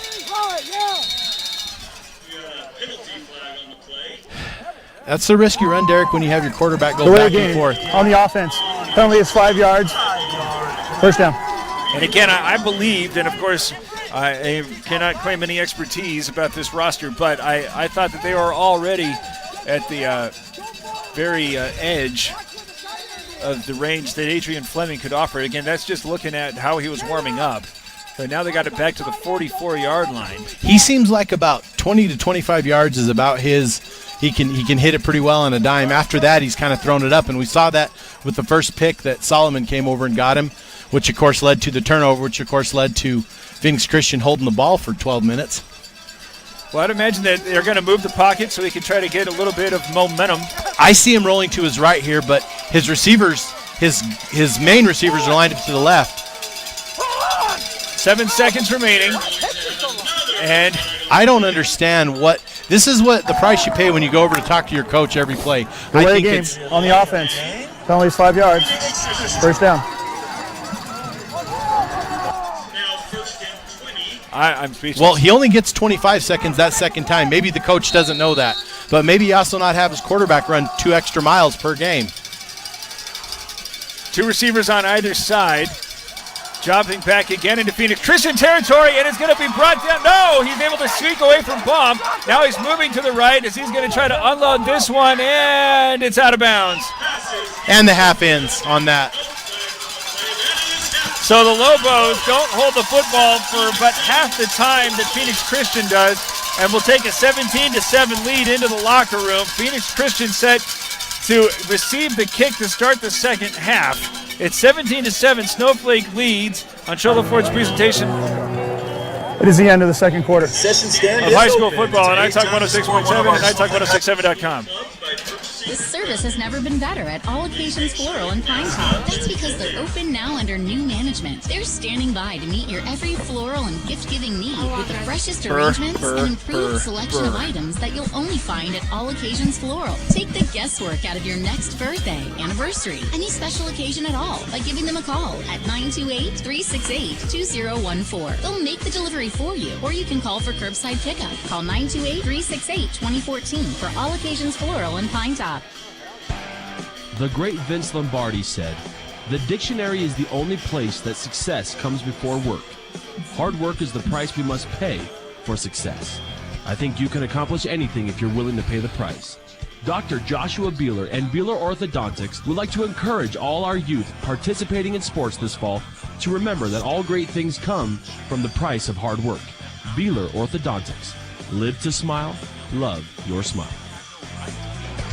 It's either winter, windy season, or rainy season. Keeping your car clean isn't as easy as it sounds up here on the mountain. Finding the time, buying chamois? Listen, take it to Octopus Car Wash, the only full-service car wash on the mountain. And with exterior washes starting at just $8.45, you can save yourself the hassle and the money. And it's faster than if you did it yourself. Octopus Car Wash and Express Detail Center in Sholo on the Deuce of Plums. Need hats, shirts, or jackets embroidered with your logo? Get custom embroidered products from Little Bluebird Studios. That's right, the company that does the best job screen printing t-shirts and hoodies now offers embroidery.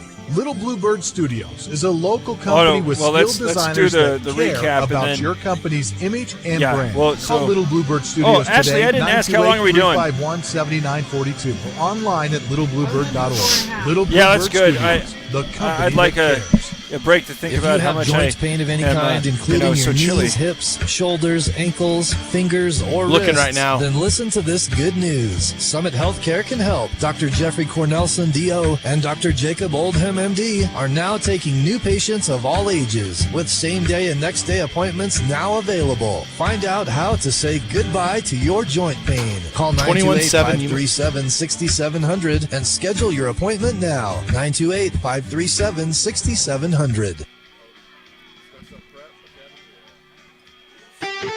That's Want to 2A? buy the #1 selling truck think in it's America Scottsdale for Prep. over 41 years? Want to buy a vehicle with a really? lifetime engine warranty? Want to They're get the the 7? best deal in the state of Arizona on your new Ford car, truck, van, or SUV? Go to Sholo Ford.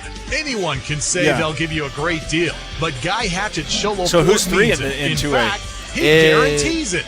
Buy the best from the best. Sholo Ford on the east end of the Deuce. I'm Derek Cavey. I highly recommend Deemer's Glass in Lakeside. The office staff at Deemer's Glass were super friendly, very helpful, and they were able to provide me what I needed. The service techs were able to measure the unique need that I had and were able to provide me the glass for the refrigerator that broke. For all your glass needs, whether for your fireplace or fridge, I would recommend Deemer's Glass. Deemer's Glass. Call 1-888-GLASSMAN. Northland Pioneer College is proud to support high school athletics. When it comes time to kick off your college education, choose the college with the lowest tuition rate in the state.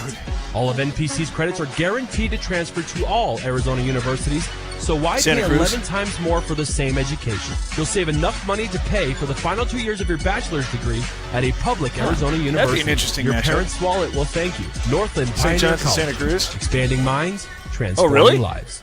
Mountain Mobile Auto Glass has the most experienced technicians on the mountain. Their lead technicians have a minimum 10 years experience. They're certified and trained annually, and they gladly welcome Mercedes, BMW, Lexus, Infiniti, Jaguar. So no matter what your car is, you can trust that your glass will be done correctly when you call Mountain Mobile Auto Glass. Now with 2 locations in Lakeside and Snowflake. Call 536-5972. Mountain Mobile Auto Glass. Cash back to you.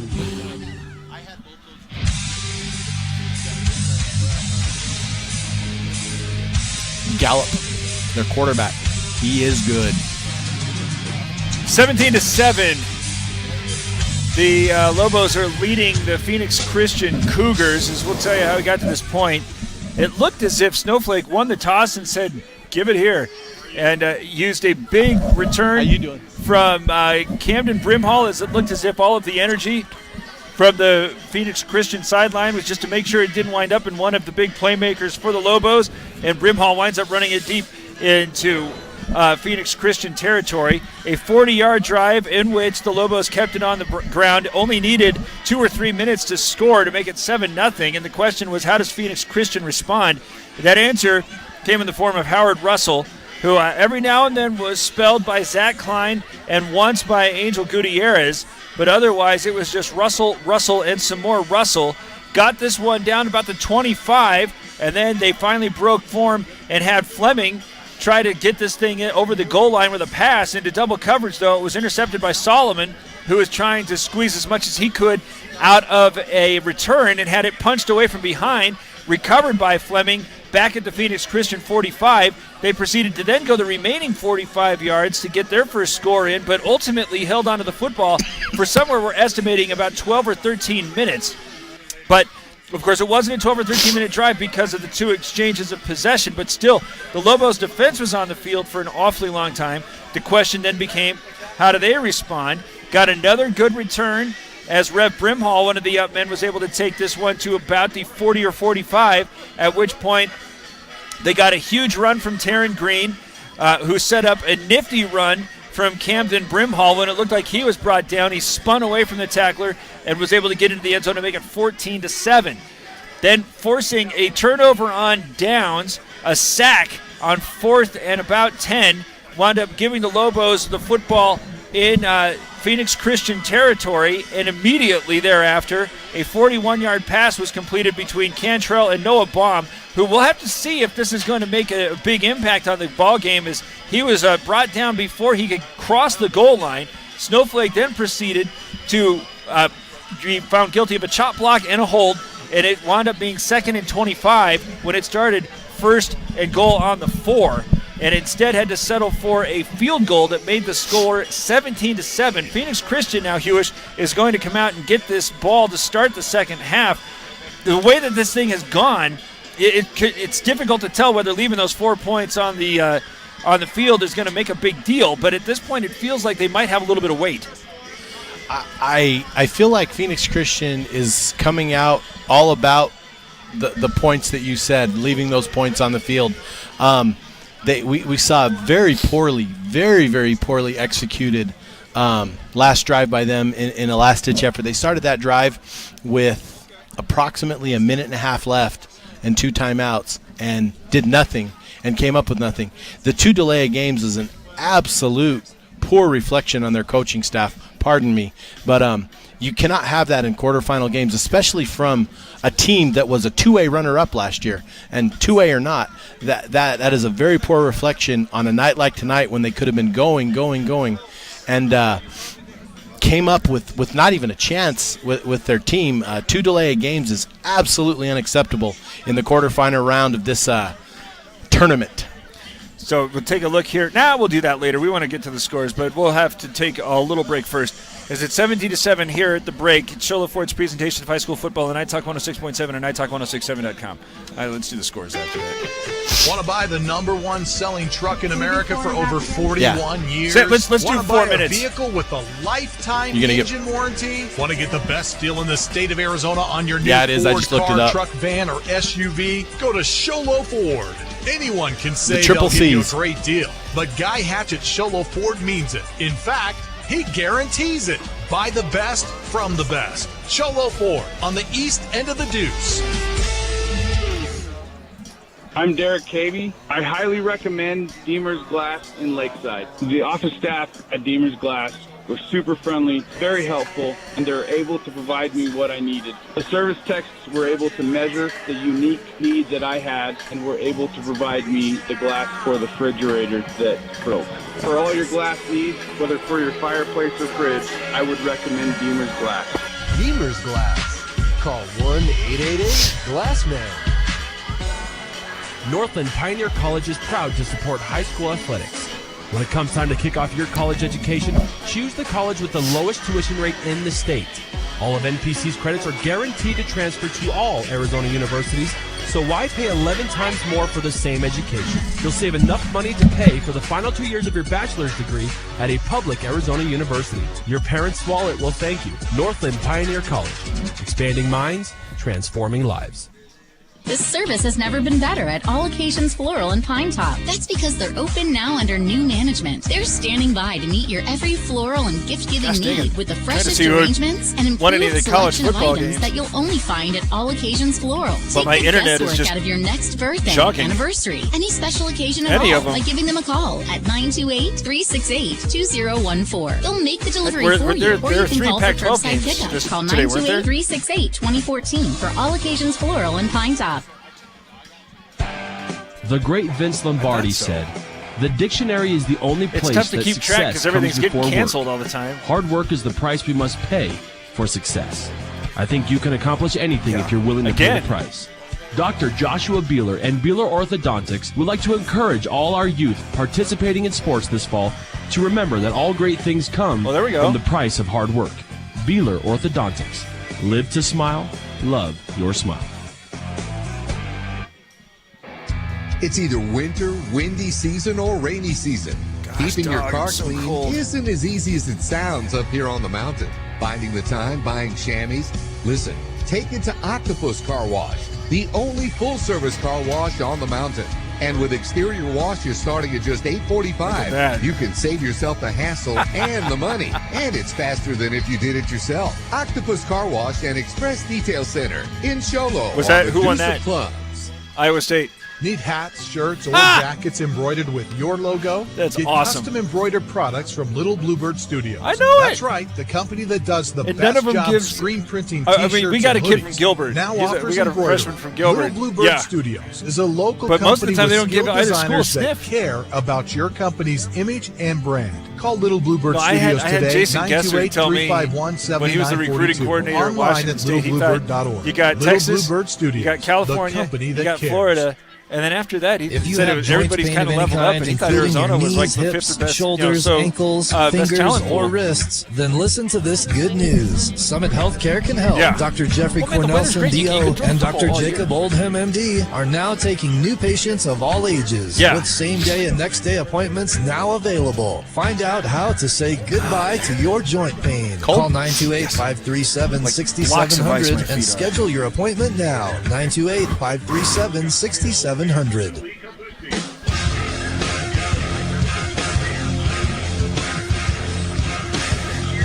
This quarterfinal matchup is 17-7. Snowflake leading Phoenix Christian. But you are going to fill us in on what else is what-upping. All I have is halftime scores in the 3A realm. I have Yuma Catholic up 21-7 on Thatcher. Of course, our game here is 17-7. Push Ridge up on Wickenburg 21-6. And we have Round Valley now has scored and put on a 2-point conversion, so they are down 17-8 in the 2A ranks. Scottsdale Christian is down to St. John's 14-9. We're going to watch that one very closely for our friends up here on the mountain. And something else we haven't talked about is, I believe, tomorrow night, the Mogollon Mustangs play a state title game against the Williams Vikings, and they beat Williams earlier in the year over in Williams, and it's going to be on a neutral site this time. But Mogollon has been rolling their opponents. Had opportunity to watch them a couple times this year, and I think one time they put up 60-0. And the next time I think it was 42-0. And I think last week they put up over 70. Now, it's 1A ball, and, you know, those runners get behind that first level, and they are gone. And Mogollon has some good weapons, but we are wishing them the best of luck. Bring a trophy home to the mountain. So here's a question. Both the Lobos and Elk are trying to fight for the opportunity to play one another at Coronado. I believe so. So where's the 2A game? I'm not sure where the 2A games are at. I think they're at Higley. I do know that the 1As are playing down there tomorrow at Coronado, the Mustangs. Well, we'll try to figure that out here. That's the update for you. 17-7 is this score. Phoenix Christian looks as if it's going to get the football first, as we will have the second half for you right after this. Cholo Ford's presentation of high school football on iTalk 106.7 and iTalk1067.com.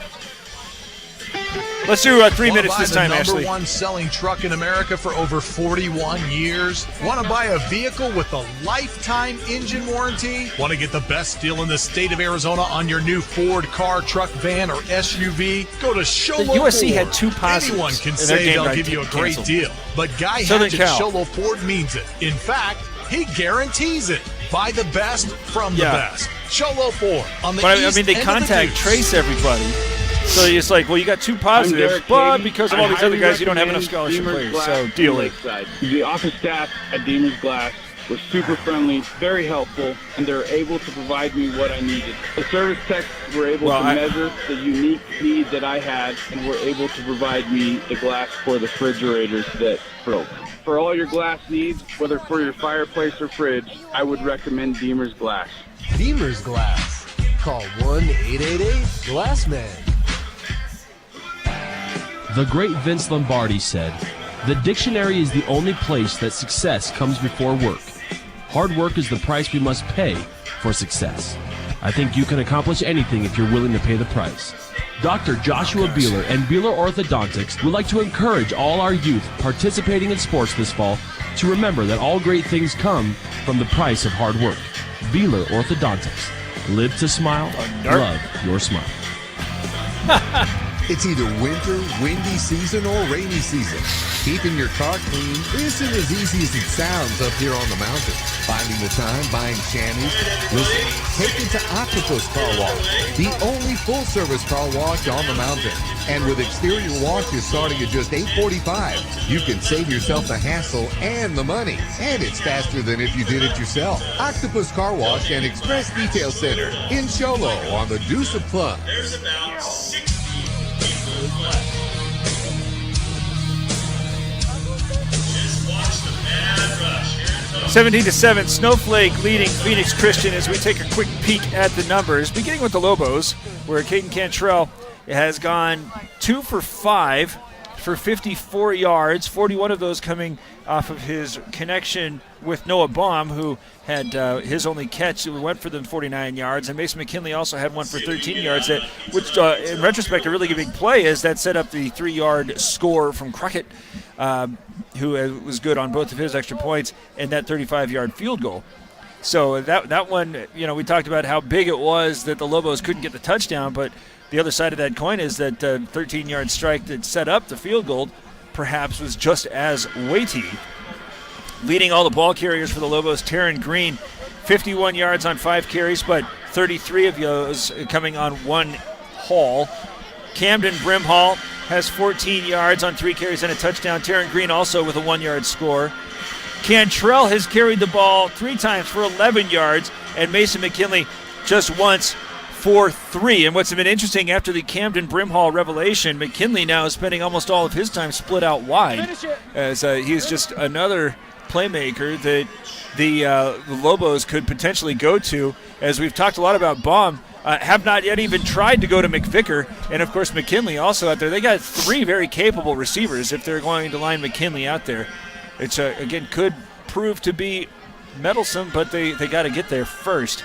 And Phoenix Christian standing in the way as Adrian Fleming has completed 3 of 6 passes for 39 yards. He does have an interception, but again, he recovered a fumble on the ensuing scrum, so that didn't necessarily hurt that badly.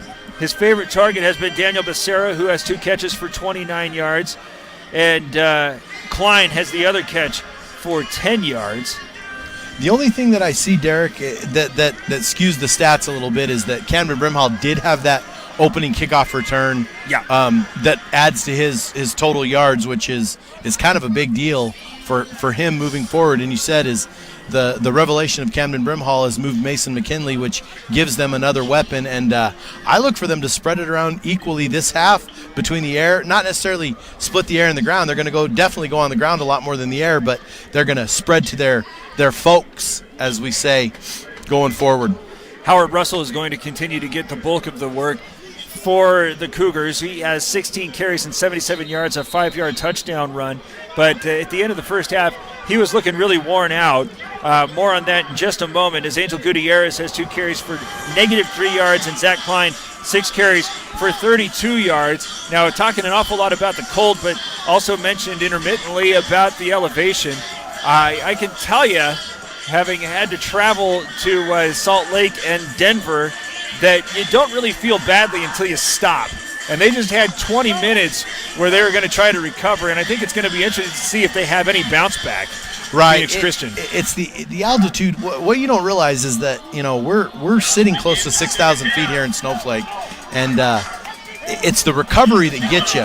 And they go in the locker room and they do have a chance to recover. So if they're going to do anything, they got to do it right now and get on the board to make this a ball game. Otherwise, the Lobos are just going to take this drive, shove it down their throat, put it in the end zone, and the Cougars are going to go home and pray their bus doesn't break down in the cold.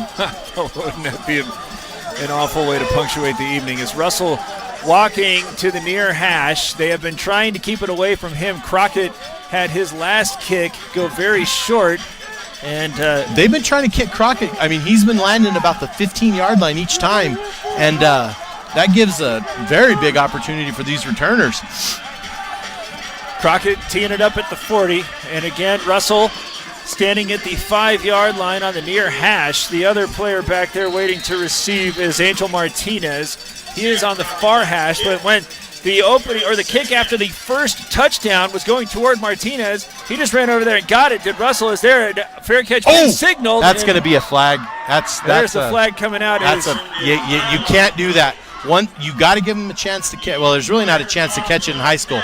It's the kick-catch interference rule, and once he puts that arm in the air, you cannot touch them. That is going to cost the Lobos 15 to start this half, and they are not going to be very happy on the sidelines with this one. Payson Carden is going to be guilty, and I think he was playing this one like it was an onside kick.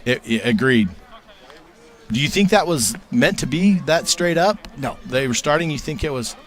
I think that he caught that one a little too fat down at the bottom. Well, how smart of it, though, for the kudos to the special teams for Phoenix Christian for having him throw that arm up in the air. That just gave them 15 yards. So we start on the 45-yard line. 17-7, the Cougars are trailing. Russell going to come as the deep back with Klein offset to his left. Two receivers going wide left, though one of them is Gutierrez in the slot. And hold the phone. I didn't see a flag go up, but I'm seeing my time. And it looks like that we are going to have to switch the balls out from the kick. So officials timeout. Switch the ball. We got the right ball. We got it set right for Phoenix Christian, and here we go. Russell had initially gone to line up in the slot on the right of the line, but now he's the deep back once again as Fleming under center gets the pitch to him. He starts trying to accelerate to the left, and he has that recovery as he's already got to the right side. He has a straight arm at the 30. He's surrounded by Lobos as he gets down to the 20, and I think that answers that question as he has a big 25-yard run and a Mountain Mobile Auto Glass first down. Gives him now 103 yards on 17 carries and into the red zone after one play following the miscue from Carden is going to have the Cougars threatening. After their first possession lasted for more than 13 minutes, wouldn't it be interesting if they were able to punch this one in lickety-split? But they still got 19 yards separating them. Russell is the deep back again as Fleming's under center. Handed off. This time he just goes straight toward the right side, but he's going to be brought down by Munoz and Ruiz. Derek, they're still going to give him a gain of almost 2 yards on that play. And again, he goes through that line so patient and so slow and almost takes his steps through and then tries to find that hole. And if not, he's content with taking it down and starting again.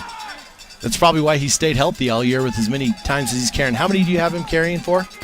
He has 18 carries, 105 yards. And we're guessing, we're looking, he's averaging a little bit more than 25, is what we said before. Yeah. But that was guesstimation. This time he's starting in the slot. Off to the right of the line as Fleming's under center. Now Russell starts to come in motion, gets the call as he moves it to the left, bounces outside, now tries to cut it up over the 15. Does so to get to the 14, maybe even the 13, but set down. Now third down and short, maybe 4. Caleb Lyman in on the stop for the Lobos, coming from his secondary position to make the tackle. No, Derek, they are content with running as little plays as possible. He goes to the side, they're letting almost 30 to 40 seconds tick off every time. Lobo sideline is trying to get some people hyped. As it's third down, they're calling it 4. Russell's deep again as there's a hard count from Fleming under center. Pitches this off coming to the right side where initially it was going to be read by Brimhall, but he's able to force his way toward the 10, and it's all going to depend upon the spot. It looks like they're going to give him a first down, but he and Taryn Green kind of had a little bit of a handshake there as he was forced out of bounds. Went kind of, I don't want to say helmet to helmet, but Green definitely came in and stuck his nose to get him out of bounds. Great job by both those guys going against each other. Two fierce competitors there. They will give him the first down, put the ball on the 9. First and goal, trailing 17-7, 9 minutes and 48 seconds left as the clock is stopped after Russell was forced out of bounds. So they have been trying to race to the edge for the most part here in the second half as Russell again comes out in the slot and starts to go in motion, moving to the left. But false start, left guard false start. Yep, this is going to be a huge penalty against Phoenix Christian. Number 78. The penalty is 5 yards. Still first down. Sorry about that, folks, as I forgot to turn the official's microphone back up. He doesn't know. Well, the listening audience deserves to. The listening audience deserves to hear the white hat. Yes, indeed. First and goal from the 14. As I don't know how much of this is changed as far as Phoenix Christian's approach goes. I don't think it has at all because they've thrown twice? 3 times. 6 times. Oh, well, I'm off. Got off to the left of the line. They're going to give him the short toss, but this time the Lobos are there. He's going to bounce it outside, and he turns on the Jets, slams on the brakes, and then lunges forward over the pylon. No, he was out of bounds at the 2. Derek, if we can paint that picture to our listening audience, he turned that corner, and the defense converged, and he stepped out of that spot and made a beeline for that pylon and came up just a bit short. That was a great run. that we've seen right there. It looked as if the Lobos had 4 tacklers ready. It did, and then he jumped out of it. Derek, looks like here the Lobos are going to bring in kind of a jumbo defensive line. No offense to the weight of the boys, but it looks like they're bigger than normal. You have 3 of your bigger linemen in there, as well as Payson Carden on the wide side end.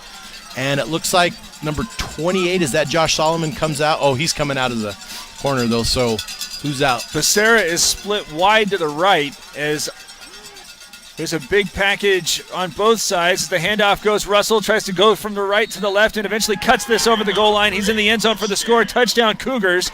So the big 15-yard penalty sets him up with a short field, and then 2 big runs from Russell, one of 26 yards in the end for 12 on second and what amounted to 15. And we're talking about a 17 to potential 14 ball game. So what does Russell do? When's he going to get tired, like we've been saying?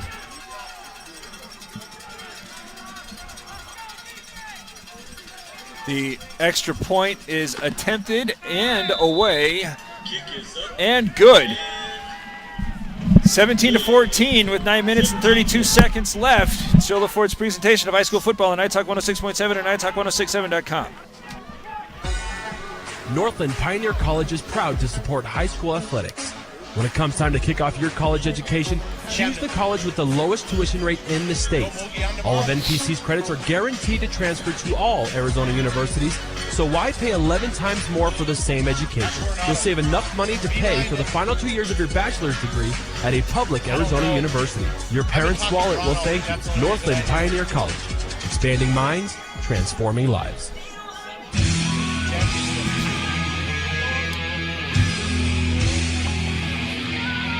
Snowflake allows Phoenix Christian to go 45 yards and score to make it 17-14.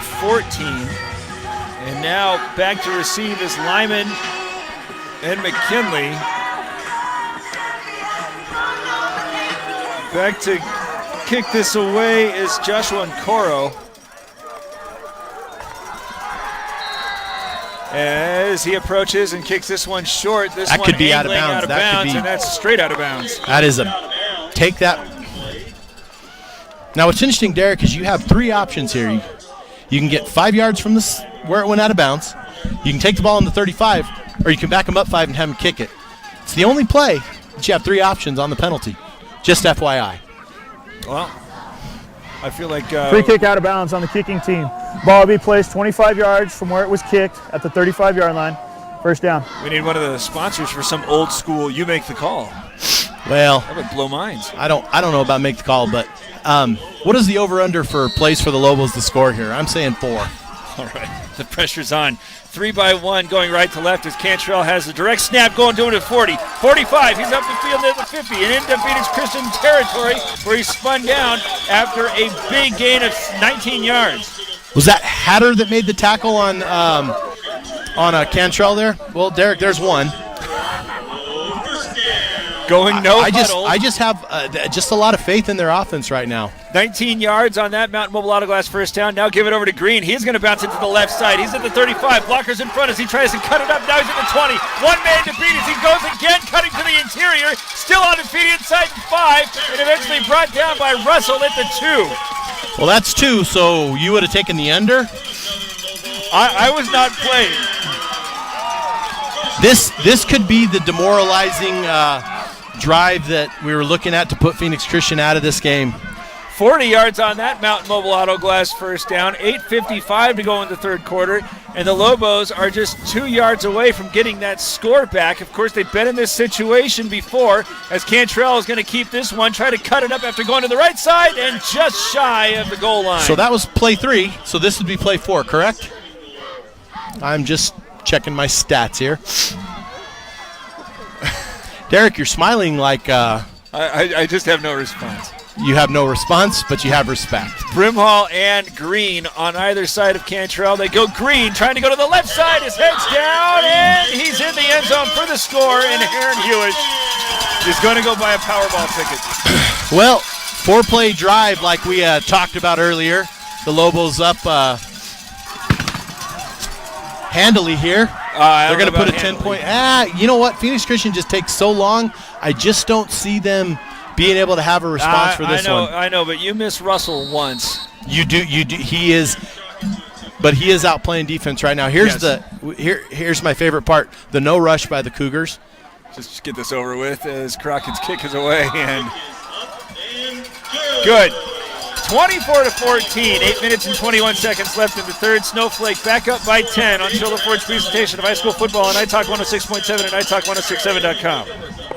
This service has never been better at All Occasions Floral in Pine Top. That's because they're open now under new management. They're standing by to meet your every floral and gift-giving need with the freshest arrangements and improved selection of items that you'll only find at All Occasions Floral. Take the guesswork out of your next birthday, anniversary, any special occasion at all by giving them a call at 928-368-2014. They'll make the delivery for you, or you can call for curbside pickup. Call 928-368-2014 for All Occasions Floral in Pine Top.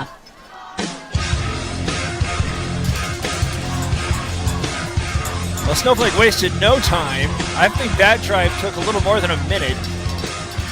Leading 24-14, and Crockett again having to kick away with the objective trying to minimize the impact that Russell has, though it ought to be noted that just him standing back there has been giving the Cougars short fields by trying to make sure he doesn't have a chance to bust one. This time it's a low squibber taken off the hands of one of the up men and rolls toward the sideline, but he's able to get that one before it goes out of bounds. But Reinhardt brings him down right around the 20.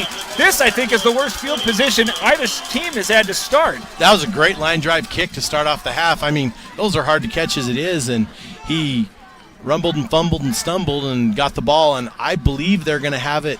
What, about the 20 is where they're going to spot it? 22. The 22. I see the ball now. So 78 yards separating the two, and if the first half is any way to gauge, this might be Phoenix Christian's football about the midway point in the fourth quarter. Derek, yes, I agree with you. Do you see them changing anything offensively? I don't know what they can change. I agree with you. I think the only thing they can do is try to get to Russell in space. That's why they keep attacking these edges, as he's going to be the deep back.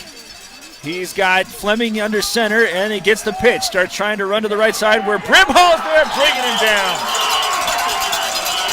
Loss of 2 on the play. Camden Brimhall shutting that down.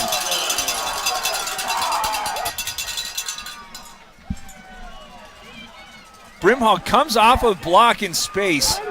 I don't know how much more Russell was going to have if he was able to get by him, because it seems as if most of the Lobos defenders were coming up to try to pursue, but that was a great open field tackle by Brimhall. It was a great open field tackle. Basically, he swooped the leg and brought him down. Second down, call it 12. Russell again, the deep back, as Fleming's under center. Klein offset, and they're going to use him as a lead blocker. Gets through the first level, but he is again brought down by one of the linebackers there. This time, Taryn Green came up and made that stop. Derek, we're going to have a third and about 8 here. This is not something that they've prepped for. They have not been this deep in this kind of situation. Are they going to be forced to put in the air, or are they just going to concede that they have the running back who can get them those yards? Well, let's see. Got Solomon and Stewart ready to operate as corners on either side of the line, trying to see where Becerra is going to line up after the huddle, and it looks like he's coming up one-on-one against Solomon. He has rolled right pretty well and found some receivers, but it hasn't looked pretty each time he's done it. Fleming using the shotgun, and now coming in motion left to right is Russell, who gets the call, trying to accelerate as he gets toward the corner, steps to the right, now comes back to the left and spins out of bounds very close to the first down. I don't think they're going to give it. Nope, they're moving him. They're going to call it. Wow, he found the stakes and stepped out right in front of him again, didn't he? Now 25 carries for 137 yards. As there's 6 minutes and 34 seconds left in the third, 24-14, Snowflake leading. Green's got to be approaching the century. Green on just 7 carries has 92 yards. I was saying after that run, I was kind of going in my head after the halftime stats, and he's probably going to hit the century mark this game, which is a huge thing for him. Russell again, the single deep back, but Klein is offset, this time leading to the right. Under center, Fleming takes the call and is going to just run up his center's back and pick up 3 yards. Green there with the stop, but that's an interesting call on 1st and 10 just to try to give Russell maybe a little bit of a spell. Well, they ran that play down earlier, and they caught the Lobo defensive line off guard, and maybe that's what they were trying to do. But it was effective for 3 yards. They're looking to they need a stop. And right now, offensively, they're just moving the ball, but they're going to have to decide to defensively step up and get a stop. The Lobos scored in 4 plays last time. 6 minutes to go, 35-yard line of scrimmage. As this time Russell will start on the slot off on the left of the line. Fleming under center as he calls out some signals. Now drops back. Short drop, trying to get this one over the top where he was looking for Russell, but that was going to be a well-placed pass in triple coverage and a very dangerous look as they're trying to make something happen on a little bit of a surprise. When I see teams and their quarterbacks have thrown into coverage like that, I'm not wondering if they're being told in the huddle from what the coaches are seeing defensively, if they're saying this is who you're going to hit, because he hasn't been looking for receivers. When he had the 18-yard down here gain was the only time I saw him scramble for someone. Right there, I think that play was supposed to go where it went. They saw something, tried to put it there, and were unsuccessful. And now backs against the wall a little bit with his 3rd and 7. See how they're going to come out of the huddle as Russell will be the deep back. I thought they might try that 4-receiver set again and try to get him in motion. Instead, he gets the toss coming to the right side. There's blockers in front, but now heavy pursuit. McKinley was the first one there and brings him down after a gain of 4. Sets up 4th down and probably a short 4. Well, I don't see any personnel being changed here. I see a long snapper and a punter, but I think they're going to go for this. And this is dude, it's too early to say the game, but this is the momentum shift of the game right here, Derek. Well, if they don't pick it up, if recent history is a guide, Snowflake is about 60 seconds away from taking a 17-point lead. Something else is that play came in quite late. You see the official here waiting for his timer to go off and start giving that 5 count, because they're getting pretty close to it by looking at the clock and looking at him. Nope, they're going to get it off in time. Fleming under center, hands off Russell, tries to get to the left side and is very close to the yard marker again. I think they're going to give it to him. I think we might see a measurement here. Caleb Lyman in on the stop for the Lobos. It's going to be mighty close. But you really got to give a lot of credit. They're gonna have to measure. You can't do this in a play. Oh my goodness, they're not even going to measure. You cannot do this in a playoff game, in my opinion. You cannot allow that to happen. At least show that you're trying to make an effort to make sure you're getting the call right. I disagree with that call by the officials, and I think that the point is you're making here, you got to put some attention now onto the very large Snowflake defensive front that is allowing a much smaller Phoenix Christian offensive front to basically get a 3 or 4 yard push every time that they're lining up. You know, that Phoenix Christian front ain't slim, though, by any stretch of the imagination. No, but they are dwarfed by the Lobos. Absolutely. As are most people in the 3A conference. Now, as Russell starts to go incoming, that's going to be a false start. Another false start. You got to take advantage of this.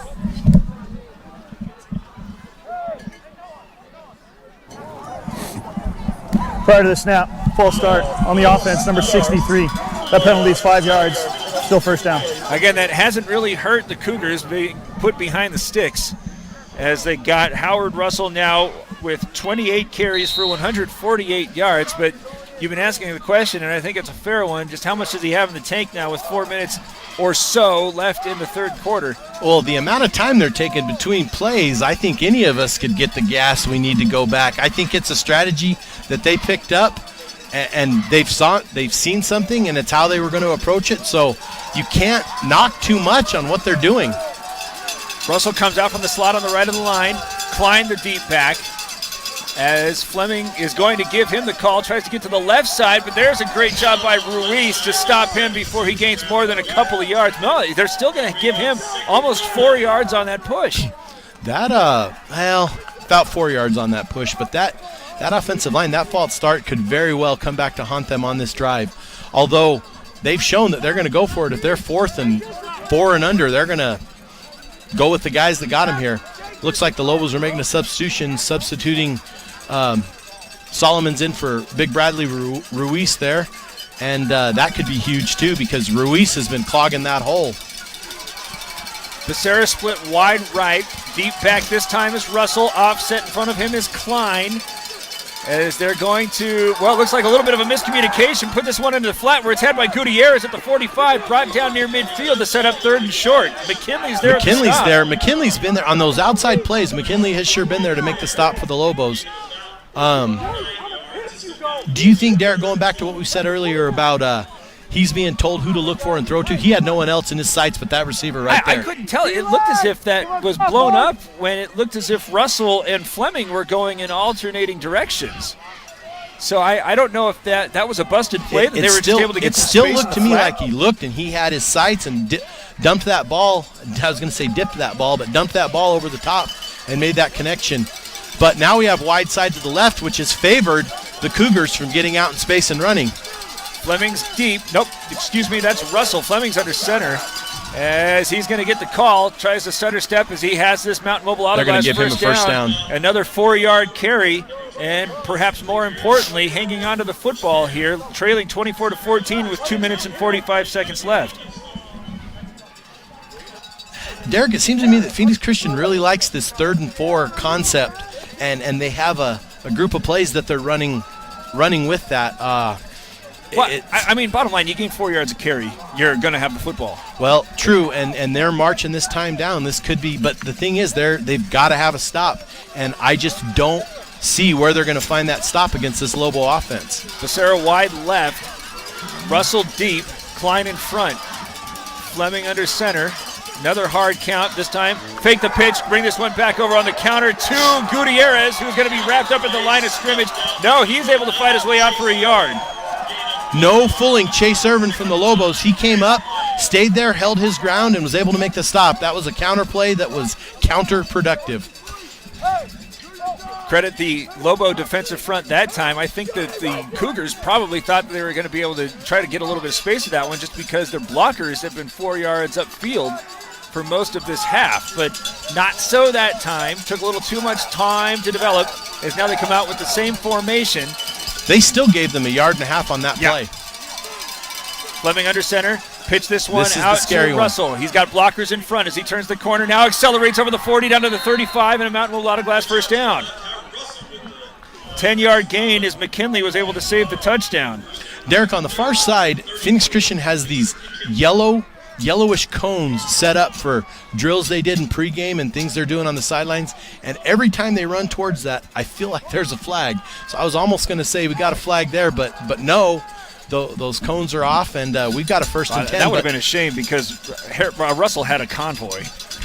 Well, he had a full head of steam there, and he still didn't find that extra gear. He has found it a couple times that we've talked about.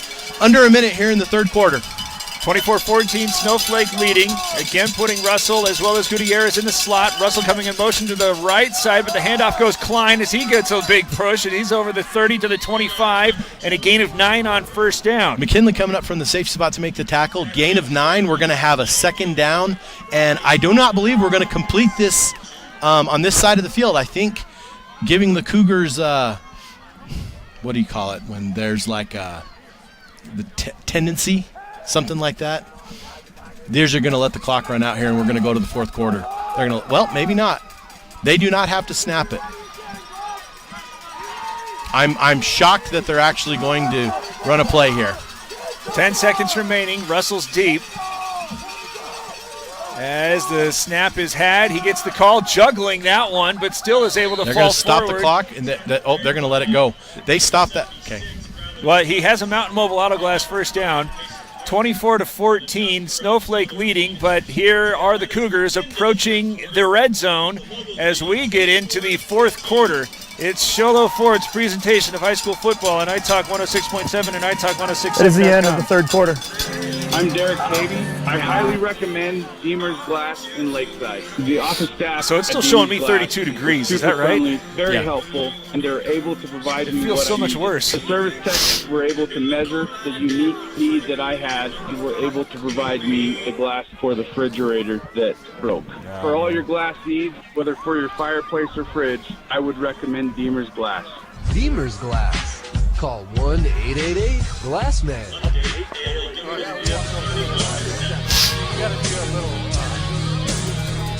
So we're getting a score from down south. ALA Gilbert North leads 31-7, 31-14. Pusheridge up on Wickenburg 28-6. Yuma Catholic 29, Thatcher 20, which we talked about was a horrible matchup for Yuma Catholic, but kudos to Thatcher. Going to Yuma Catholic is not an easy place to play. And in the 2A ranks, we have 15-14. Scottsdale Christian over St. John's. So they must have scored and not been able to punch that extra point in. St. John's does have a good kicker, by the way, so we can look for that. St. John's has had a great year. They had that one game against Miami cancel, and other than that, I think they might be. Are they undefeated? They lost to Round Valley. That's right. So they've beaten all their 2A opponents. Back at this one, 24-14, Snowflake leading. 1st and 10 from the Lobo 22 as Fleming going under center. It's been a ball control approach here for the Cougars as Russell is going to, they're going to go Klein as he tries to get to the right side. And again, they're still going to give Klein 4 yards. He's got 3 yards, maybe 4. They're giving him almost 4 there, Derek. And again, we got 40 seconds, ball spotted.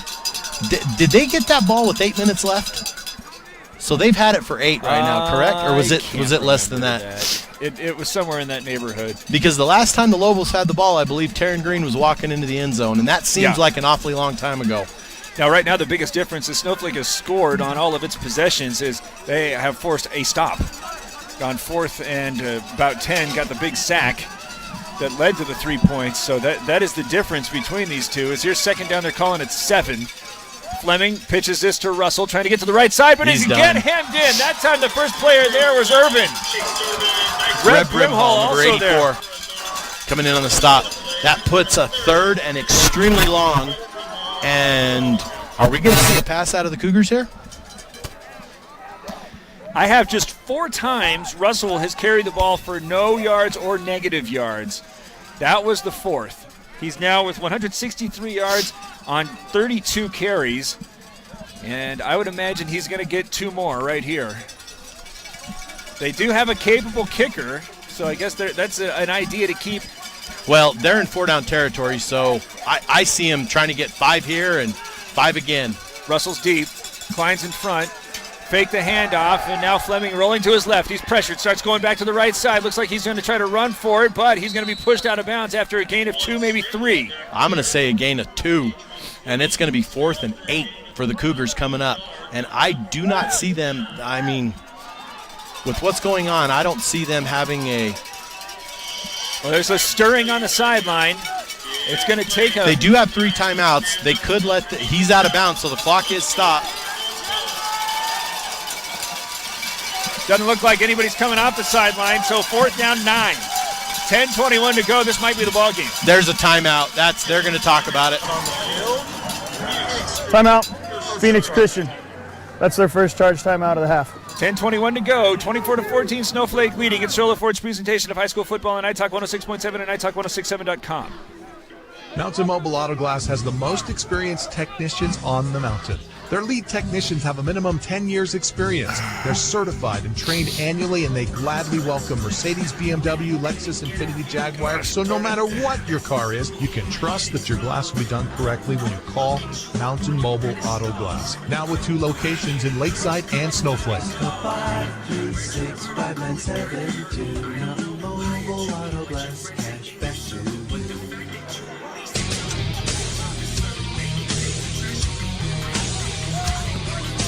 Phoenix Christian will have 2 timeouts remaining after burning this first one on a 4th and 9, where it ought to be noted that a successful field goal would make it just a 1-touchdown ball game, but I don't know if from that far hash and having to pull one, we've already seen Crockett have a little bit of a hard time. And we've seen him with range out past 45 yards. The thing is Phoenix Christian has not been able to stop, and I think that's what's going to make the difference. Fleming is off wide left as there's trips going in that direction. Moving the pocket in that direction and now winding up to throw this one in traffic that is incomplete and over the head of the intended receiver, which I believe was Becerra. And I think it's fortunate that had airmailed as much as it did. We just got a penalty for something. I don't know if it's on Phoenix Christian for taunting, but the only people around were Phoenix Christian at that point. It's going to be well after the play had ended. As on the turnover. Sideline warning, possibly. It's probably just a sideline warning. After the play, unsportsmanlike conduct, number 11 of Snowflake, taunting. That penalty will be half the distance to the goal. Snowflake will keep the ball. First down. So 1st and 10 now from the 10. Well, at the same time, though, they have not been able to stop them, so it does no good to put them back farther and give them the ball longer. A touchdown right here. Phoenix Christian does not have that pass was just not done very well. We'll see what happens with the Lobos. Phoenix Christian can get any kind of stop. Green, who's 8 yards shy of the century mark, is on Cantrell's right, and he gets the call. Moving it to the left. He's already into the second level as he's still on his feet over the 20. Brought down eventually at the 22. 12 yards and a Mountain Mobile Auto Glass first down. Hey, by the way, failed to mention at the beginning of the fourth quarter that it comes time to kick off your college education. Choose the college with the lowest tuition in Arizona, $40 a credit hour. It's Northland Pioneer College. It's not going to work very well for Phoenix Christian to tackle Taryn Green that high. They just basically tried to wrap him and pull him over, and it seems as if everybody is just waiting as the Lobos are not huddling, have all 11 looking at the sideline, trying to make this last a little bit longer as the clock has ticked under 10 minutes with a 10-point lead. They can probably at this point afford to do almost anything besides turn it over. As the shotgun that's snap going to be looks like the left side of the line jumped too soon. We're going to false start on the Lobos, which that stops the clock and puts them 5 deeper. Prior to the snap, full start on the offense, number 78. That penalty is 5 yards, first down. Full start on the offense. Snowflake's played a relatively clean game prior to these two miscues. Of course, there was the 15-yard personal foul on the opening kick in the second half, and that proved to be costly. And there was also one right here, the personal foul, which didn't cost him 15. It was half the distance.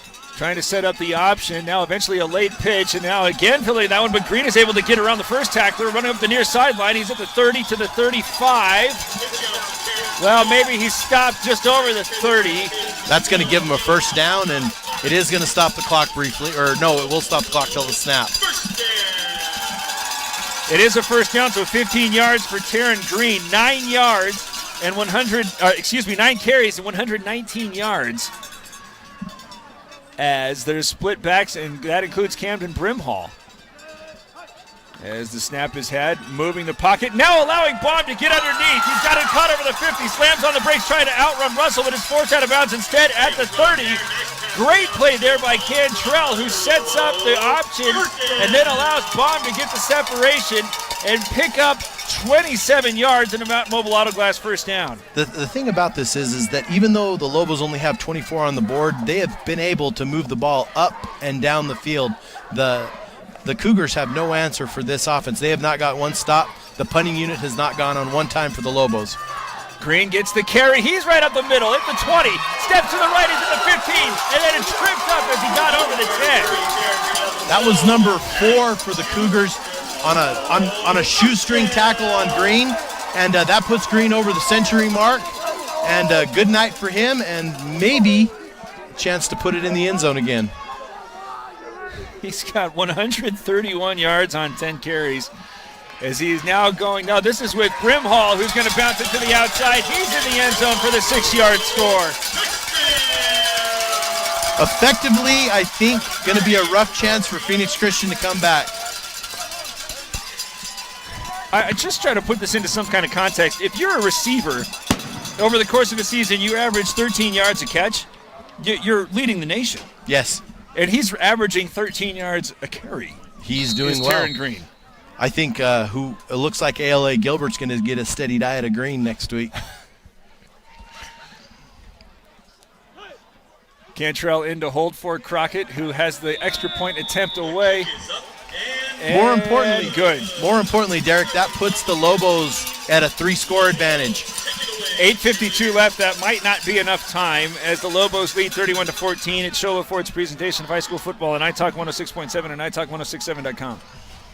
If you have joint pain of any kind, 6 including yards your for knees, Brimhall. hips, shoulders, ankles, fingers, or wrists, then listen to this good news. Summit Healthcare can help. Dr. Jeffrey Cornelson, DO, and Dr. Jacob Oldham, MD, are now taking new patients of all ages with same-day and next-day appointments now available. Find out how to say goodbye to your joint pain. Call 928-537-6700 and schedule your appointment now. 928-537-6700.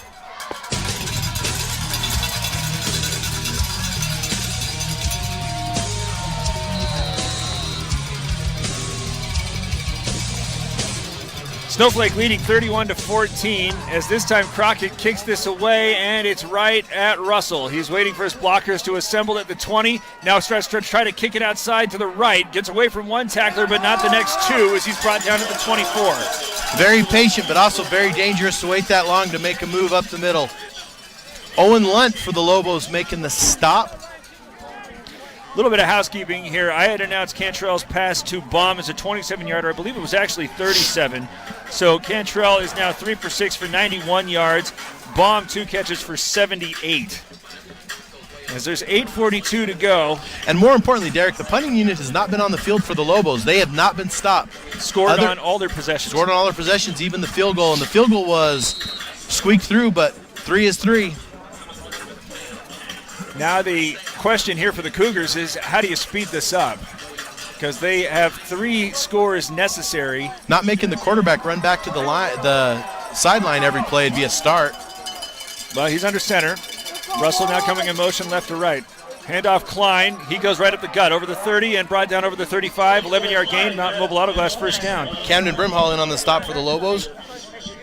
Really quick, when it's time to kick off your college education, choose the college with the lowest tuition in Arizona. It's Northland Pioneer College, $40 a credit hour. So 8:25 to play, 31-14 is the score. And I guess that, to answer the question about what can Phoenix Christian do, it's pick up 11 yards on every play. Yeah. Derek, we said Green went over the century mark. After this play, let's talk about his yards per carry. Here's Russell, the deep back. As he gets the call, runs over the right of the line. He's got some space over the 40 and then jumps forward to the 44 as he now with 9 yards and 172 yards on 33 carries. McKinley in for the Lobos to make that stop. So both of these running backs are picking up yards in big chunks on average. Did we say Green's averaging 13 a carry? 13.1. 13.1. Amazing night for him. Great night for the way to end night on his home field here as a senior. Under center, Fleming, 2nd down and 2. In motion goes Russell as they instead try Klein as he goes to the right of the line, and his second effort is going to have him over the 45 and a Mountain Mobile Auto Glass first down. It's always good to see these seniors having a great night on their home field. This is a night late November. I'm sure this is the latest we've ever played a game here at Lobos Stadium, with 2020 being the year that it is. Yeah, shout out coronavirus. I was always wondering what a Thanksgiving football call would feel in the mountain, and now here we are. Psych, I never once wondered that. I wanted to do this in Phoenix. This is pretty chilly. Yeah.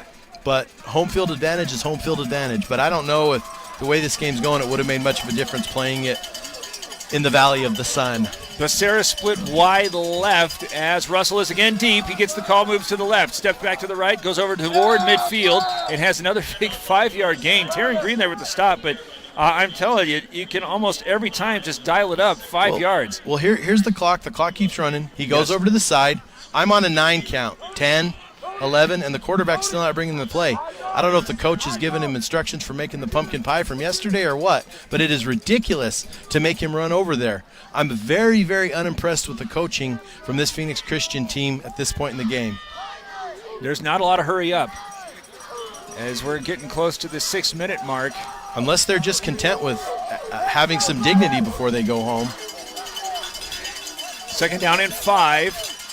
As the pitch goes to Russell, trying to get to the edge, but it's going to be blown up by Munoz. He retreats and then accelerates back over the 50 and winds up picking up a yard. Hey, he gets out of bounds, stops the clock. That's something new. Now the quarterback can come over and get his play. it's going to be facing 3rd down and 4. And I think that's the great point being made, is that especially in this circumstance, what they desperately are trying to do is run to the edge. And it's been that way all game long. It seems like you could just do that on alternating possession or plays, just run to the right, run to the left. Try to get out of bounds, stop the clock, give yourself some time. We're at basically 6 minutes on that clock, and they're 3 scores down. And I don't see them having the big play to make this. They have playmakers, but they sure aren't making big plays. There's one of the playmakers going in motion, but instead go Klein as he steps to the right, tries to get toward the yard marker, but he's going to be a yard short. And he's met by Ruiz and Munoz, and Munoz brings him to the ground. And now we're going to have a 4th and probably 2 there? Yeah, it's closer to 2. Oh, they just announced Yuma Catholic leading Thatcher 43-20. So the Eagles with a game effort, but it looks as if that's how it's going to end there. So that sets up a matchup between Yuma Catholic and Push Ridge. The interesting thing I see here is after this play, we'll discuss a little bit of the playoff 4th banter. and 2, 5 minutes and 13 seconds left as Fleming's under center. Hard count and give goes to Russell, who tries to get to the left side, but he did not get there. Ruiz is coming up. We've been waiting for the Snowflake defensive front to try to get an impact on this ball game, and I think we just saw it with the Deemer's glass shattering hit of the game. We'll go ahead and give them a shout out now. If you need glass for your home or business, Deemer Glass in Lakeside is hands down the best place to call. Quality glass, affordable prices. Deemer's Glass, 1-888-GLASSMAN. Ruiz on a 4th and 2 gets the stop after just 1 yard gain, and much of this had happened in the first half. There's the first stop for the Lobos, and now they got the stop on the last one. I beg your pardon, the 4th and goal stop, or 4th and 10 stop. So bringing it over here, they fake the give, and now trying to scramble and run to just throw this one up, and dangerously nearly intercepted, or the intended receiver was McVicker. Derek, 31-14 here. The Lobos are in the driver's seat to go to the next round. To discuss a little bit of the playoffs, one thing I want to bring up is you had Round Valley Thatcher and Phoenix Christian all came up from the 2A ranks, and all of them made this quarterfinal round. That's a very good showing for those teams. As far as the rest of the tournament goes, that Yuma Catholic Push Ridge game is going to be an interesting one to look at. But I don't want to take anything away from those 2A teams, but we're talking a lot of schools in Pima County did not get to play much football at all. Well, Sabino didn't get to play in the 3A ranks either, and that's another one too. So, but it is what it is. You play your competition. You play the tournament the way it is. Let's be lucky we had a season. I mean, there's a lot of time between now and a championship game that something could happen. So every week we get football is kind of a blessing, and to have a home game here in the mountains. Prior to the snap, great. Encroachment on the defense, number 2. That penalty is 5 yards, still 2nd down. Kind of looking too is you've got a ALA Gilbert Snowflake matchup, which is an interesting way to go into a semifinal, because that was a rematch of the first game of the season. Now this is a much different Snowflake team. As here the handoff is given to Brimhall as he starts trying to cut back over a couple of tacklers and wagging that loaf of bread around. Fortunate that he was able to hang on to that one. So there's 2 plays where the Lobos were kind of like, no, let's keep this going. Well, the thing is the clock keeps ticking down, and it's still 3rd and short. The Lobos are in 4-down territory for sure to put the cap on this one. So Phoenix Christian got to have some kind of stop here, and the Lobos ain't having none of that. Green on Cantrell's right as they fake the handoff, and instead going to throw this into the flat where Baum's got it at the 40, running over the 30, comes back into the middle as he's at the 20, spinning away from Russell. No, he's going to be brought down inside the 18, but that might be the exclamation point.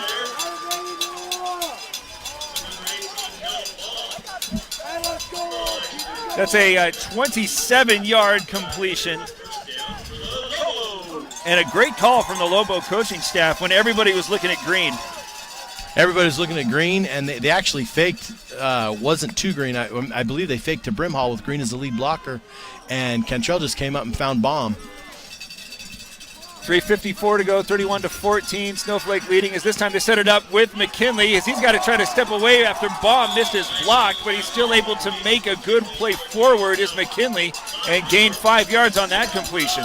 smart play to go to McKinley because McKinley is a playmaker, and as you go through the season, you got to put on film that, hey, this guy can catch it, so they're going to have to prepare for more and more next week as they move on in the playoffs. The team, probably ALA Gilbert, they're going to play.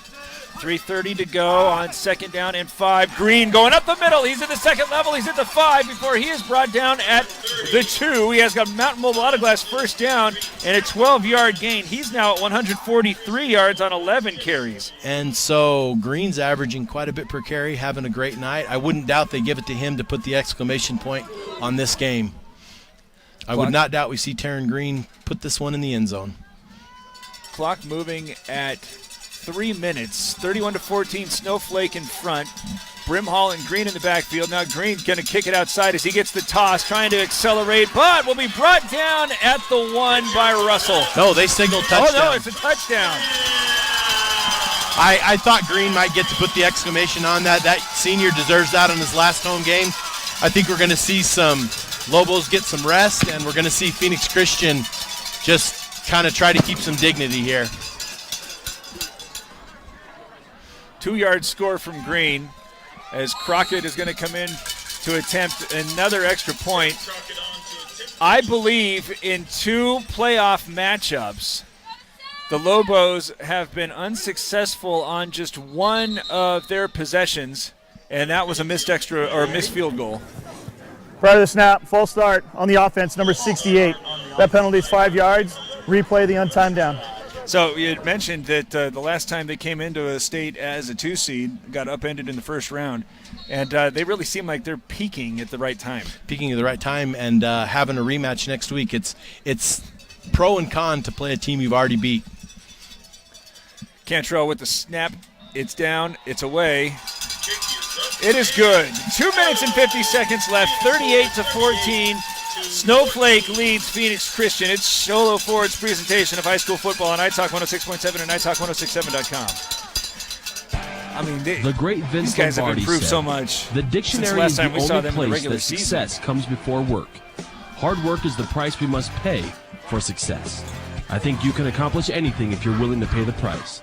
Dr. Joshua Beeler and Beeler Orthodontics would like to encourage all our youth participating in sports this fall to remember that all great things come from the price of hard work. Beeler Orthodontics. Live to smile. Love your smile.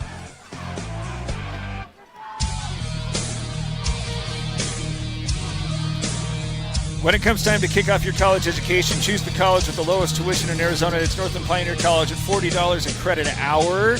Crockett going to kick it away. Russell is the lone man waiting inside the 10. We got some scores to get you updated on. We will do so right after this, as it's a low kick that's angling right at Russell. Takes it on a candy hop. Now waits for his blockers to set up as he gets to the 20. Starting to bounce it outside as he accelerates. Over the 25, he's in the open field at the 30. Trying to make one man miss. It's Crockett. He's over midfield, and he is gone. Well, that's why they've been kicking it away from him. But there is a flag down, which I'm guessing it's going to be a sideline warning or false start on the offense. Looks like a nice kick return. He did pick up the flag, so I'm not sure what they're going to call. This is, as it stands, an 86 or 7-yard kickoff return. But too little, too late. I think that it might explain, though, why Phoenix Christian was working so hard, or not seeming as if it was playing with a lot of urgency, in large part because you're just waiting for that guy to make a play.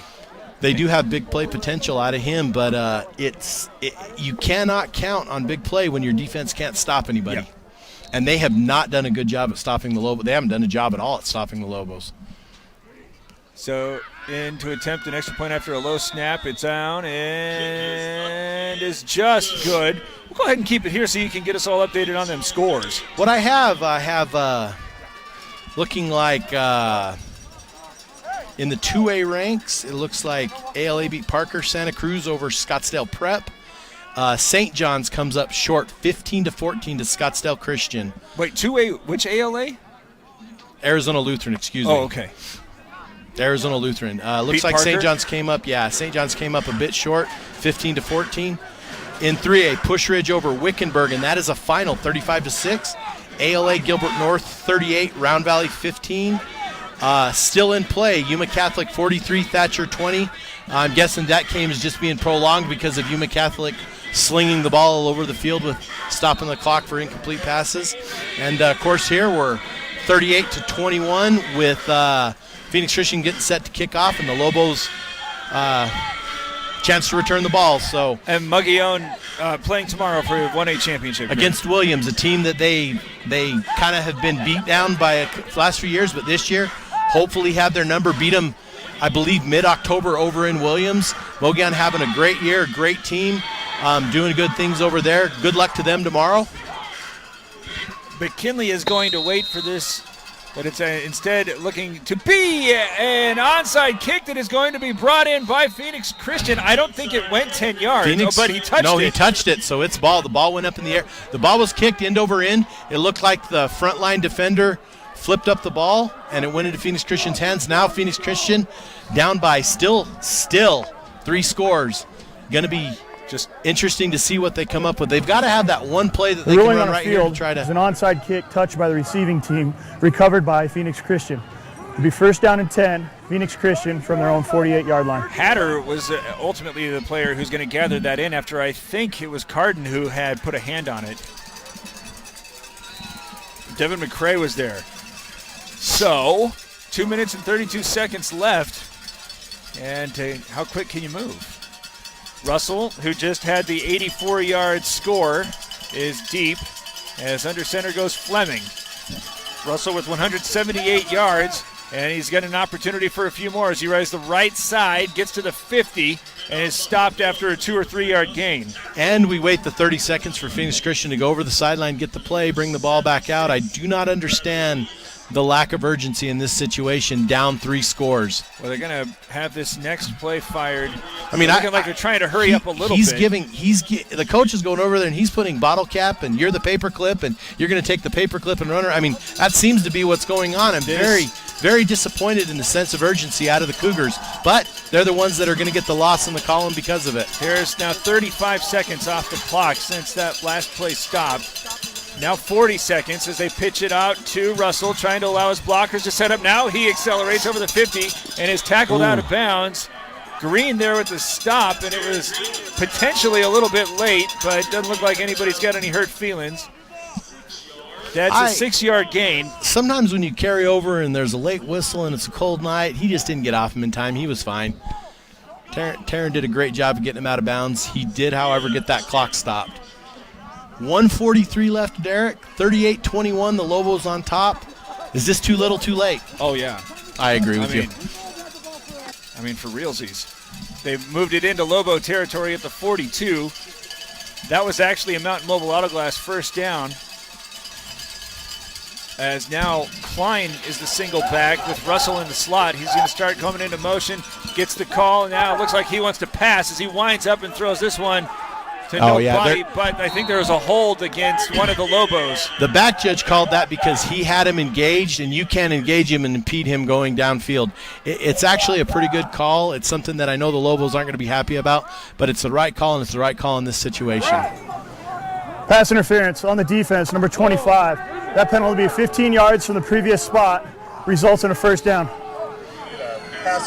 Michael Brimhall whistled for the infraction. So there's 15 yards and a Mountain Mobile Auto Glass first down. 95 seconds left, though. 17 points separating the two teams. I don't quite understand where this Phoenix Christian team was on that long drive in the second quarter.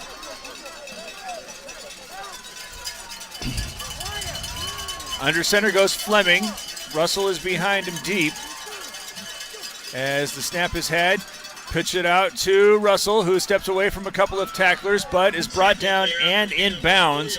Looks like he gains 4, but he's stopped by Mason McKinley. He's getting very close to 200 yards, according to my unofficial count.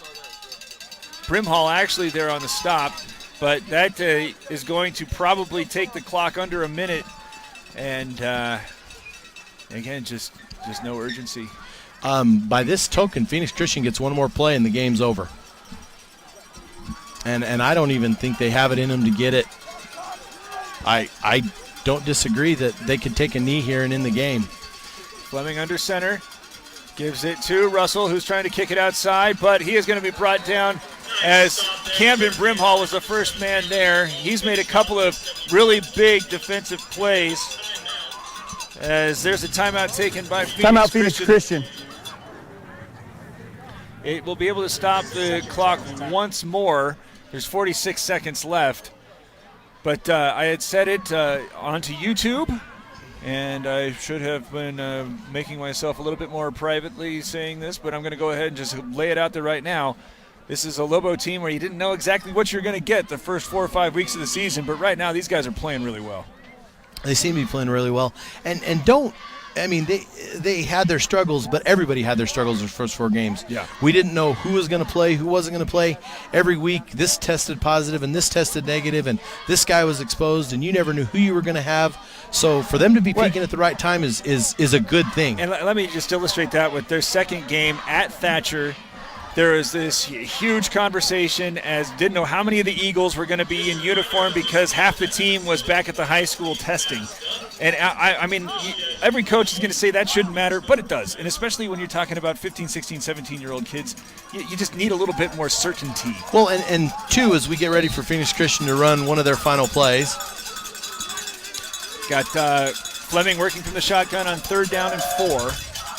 As Russell comes in motion, they fake the gift to him. Fleming's going to try to carry this one to the far side, the near side, and eventually brought down with what looked an awful lot like a horse collar. I don't think there's a flag down. Oh, now it comes out. Yeah, he's going to call it right now.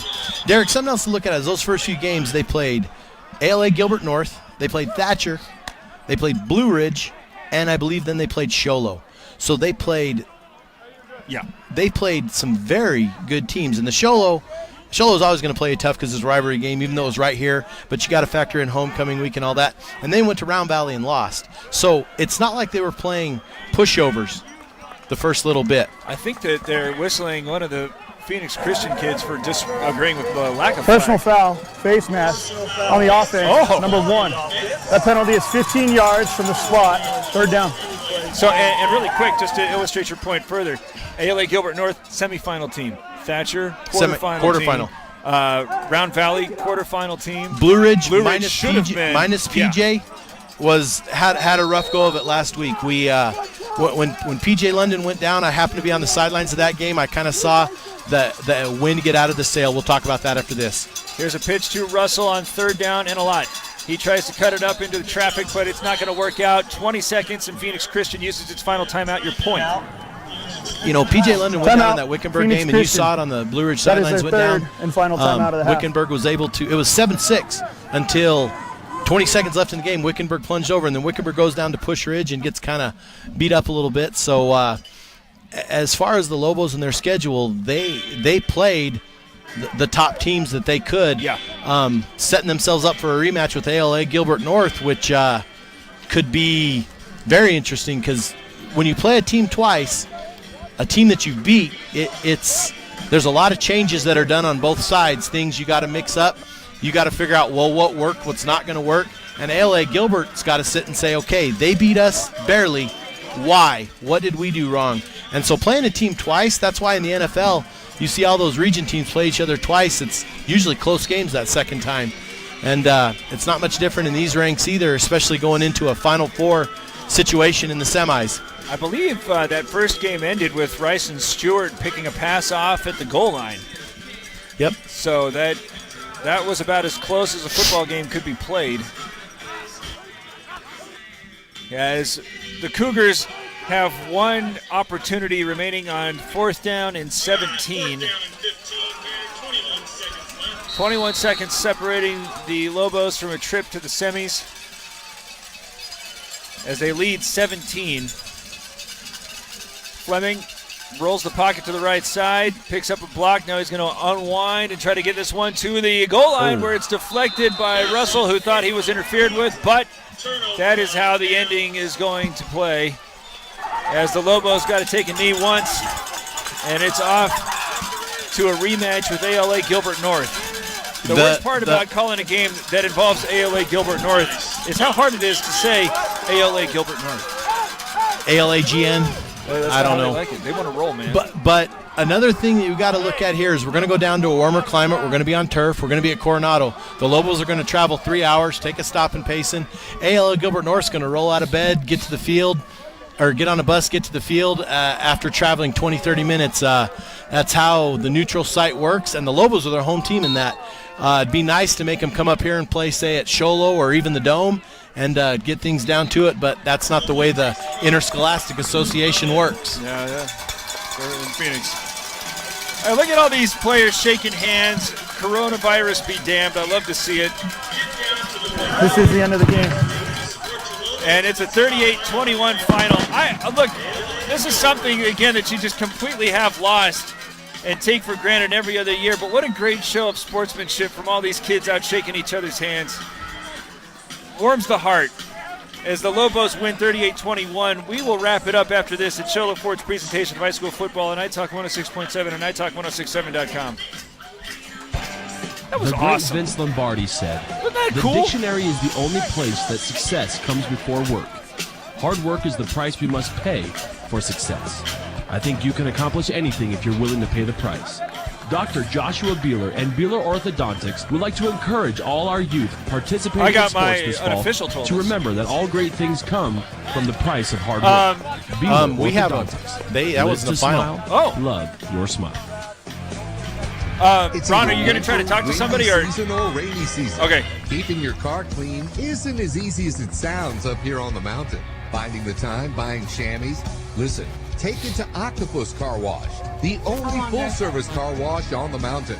And with exterior washes starting at just $8.45, you can save yourself the hassle and the money. And it's faster than if you did it yourself. Octopus Car Wash and Express All right, take it Retail easy. Center Go get warm. in Sholo on the Deuce of Plums. Want to buy the #1 selling truck in America for over 41 years? Want to buy a vehicle with a lifetime engine warranty? Want to get the best deal in the state of Arizona on your new Ford car, truck, van, or SUV? Go to Sholo Ford.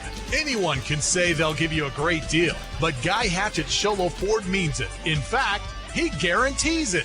Buy the best from the best. Sholo Ford on the east end of the Deuce. I'm Derek Cavey. I highly recommend Deemer's Glass in Lakeside. The office staff at Deemer's Glass were super friendly, very helpful, and they were able to provide me what I needed. The service techs were able to measure the unique need that I had and were able to provide me the glass for the refrigerator that broke. For all your glass needs, whether for your fireplace or fridge, I would recommend Deemer's Glass. Deemer's Glass. Call 1-888-GLASSMAN.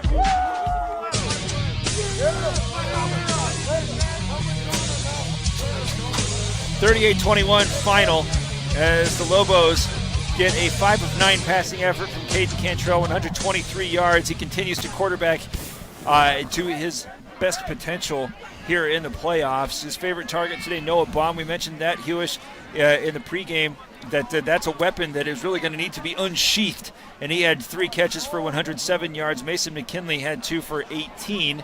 But the bigger story was Taryn Green, 12 carries, 144 yards, 3 touchdowns. Camden Brimhall, still a serviceable weapon, 23 yards on 5 carries. Not to underestimate his return that kind of kicked the Lobos into gear. And also many huge plays on the defensive side.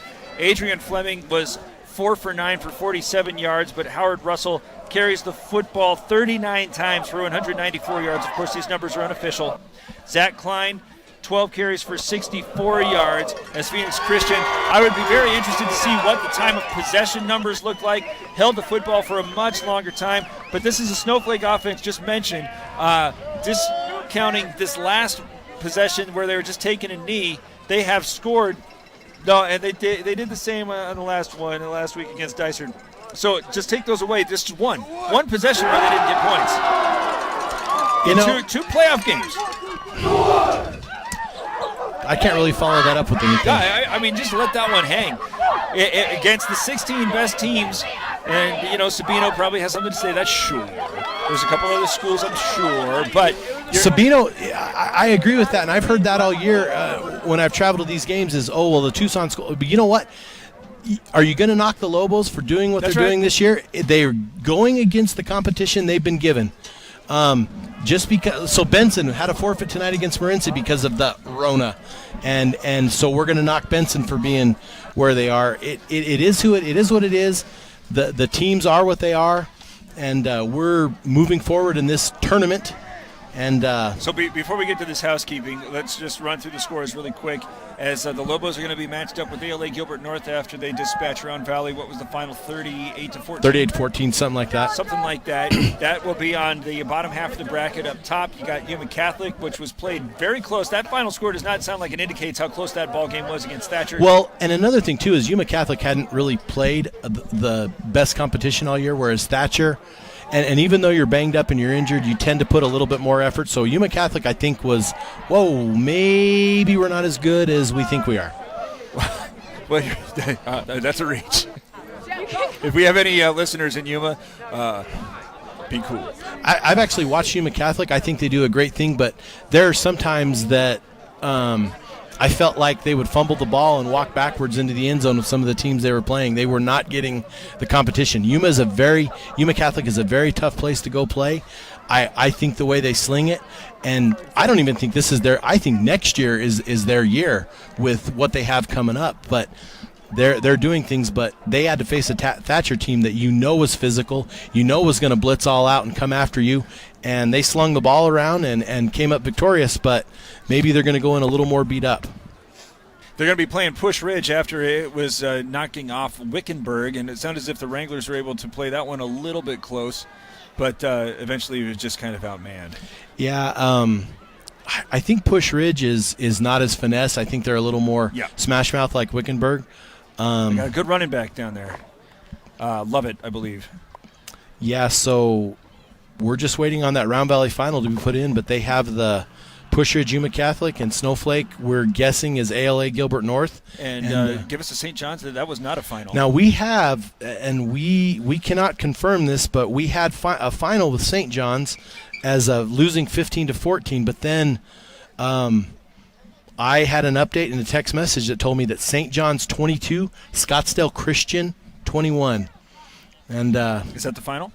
As far as we know, okay, that is the final right now. But if that's the case, congratulations to the Redskins, and they will go into a semifinal matchup where I would not want to take them very lightly at all. I'm not sure who they'd match up with. We can look at the bracket again and go back up to the 2A ranks. Final here was 38-21. As you're looking at that, I'm going to do the Beeler Orthodontics straight line play of the game. Beeler Orthodontics, live to smile, love your smile. I'm going to go a little bit off the beaten path here and go with Sharon Green's 40-yard run that came after Phoenix Christian had a short field, punched it in. Snowflake needed a shot in the arm. He used a pretty good carry from Caden Cantrell. It was about 19 yards. And then the 40-yard run where Green was just tripped up once he got inside the 5. That was really going to be the thing that says to the other sideline, afraid not.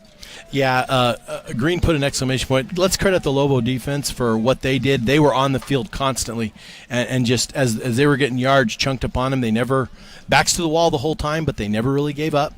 They were able to put Phoenix Christian in its place, so to speak, and were able to come out victorious. So that 40-yard run from Taryn Green is the Beeler Orthodontics straight line play of the game.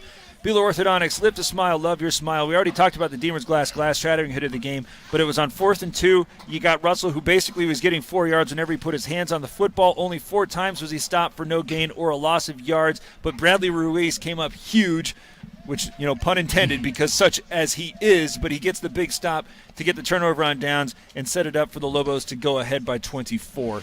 With that, you got to credit Brimhall on defense, Green on defense, the both Ruizes. Carter Solomon was out there, as well as Payson Carden, and Mason McKinley came up from his safety position and made some tackles. So we got to give credit. Yes, we have the glass shattering hit of the week, but we also got to credit the whole Lobo defense for coming up the way they did and coming up against a very good, probably one of the better running backs they'll see this year. Yeah. So that the Deemer's glass shattering hit of the game. Need glass for your home or business. Deemer Glass in Lakeside is hands down the best place to call quality glass at affordable prices. Deemer's Glass, call 1-888-GLASS-MAN. So the Lobos will advance to the semifinals, going to get a rematch against ALA Gilbert North in the semis, and that will be at Scottsdale's Coronado High School. Already saw how fast this offense can play on the turf when we covered this game in the Dome. So I think that there's a couple of factors here that are going to be coming in, first of which both teams seemingly having improved as the season wore along, but also a nearly completely healthy Snowflake team that is going to be going down there and really be given an opportunity to show how they can deploy all these weapons.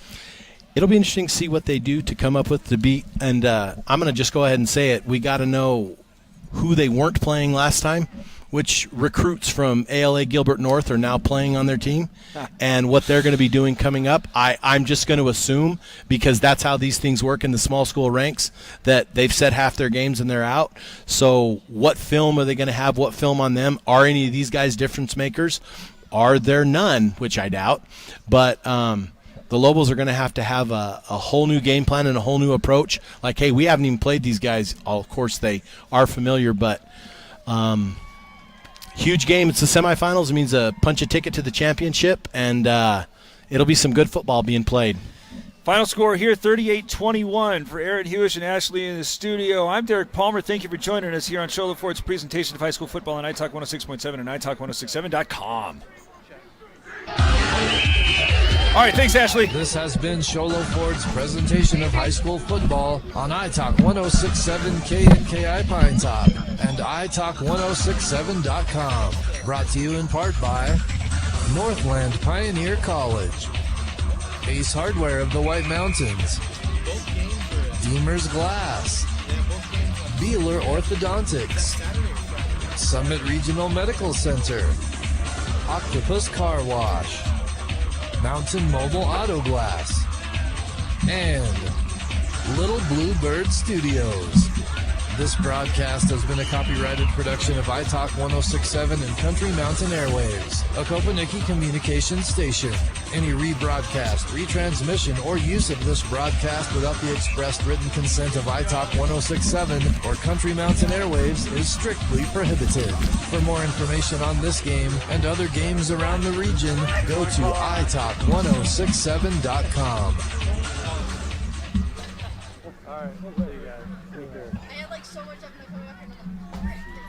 All right, this is you guys down here? Yeah. See you guys. I don't know when. Quarterfinal playoffs here in Snowflake as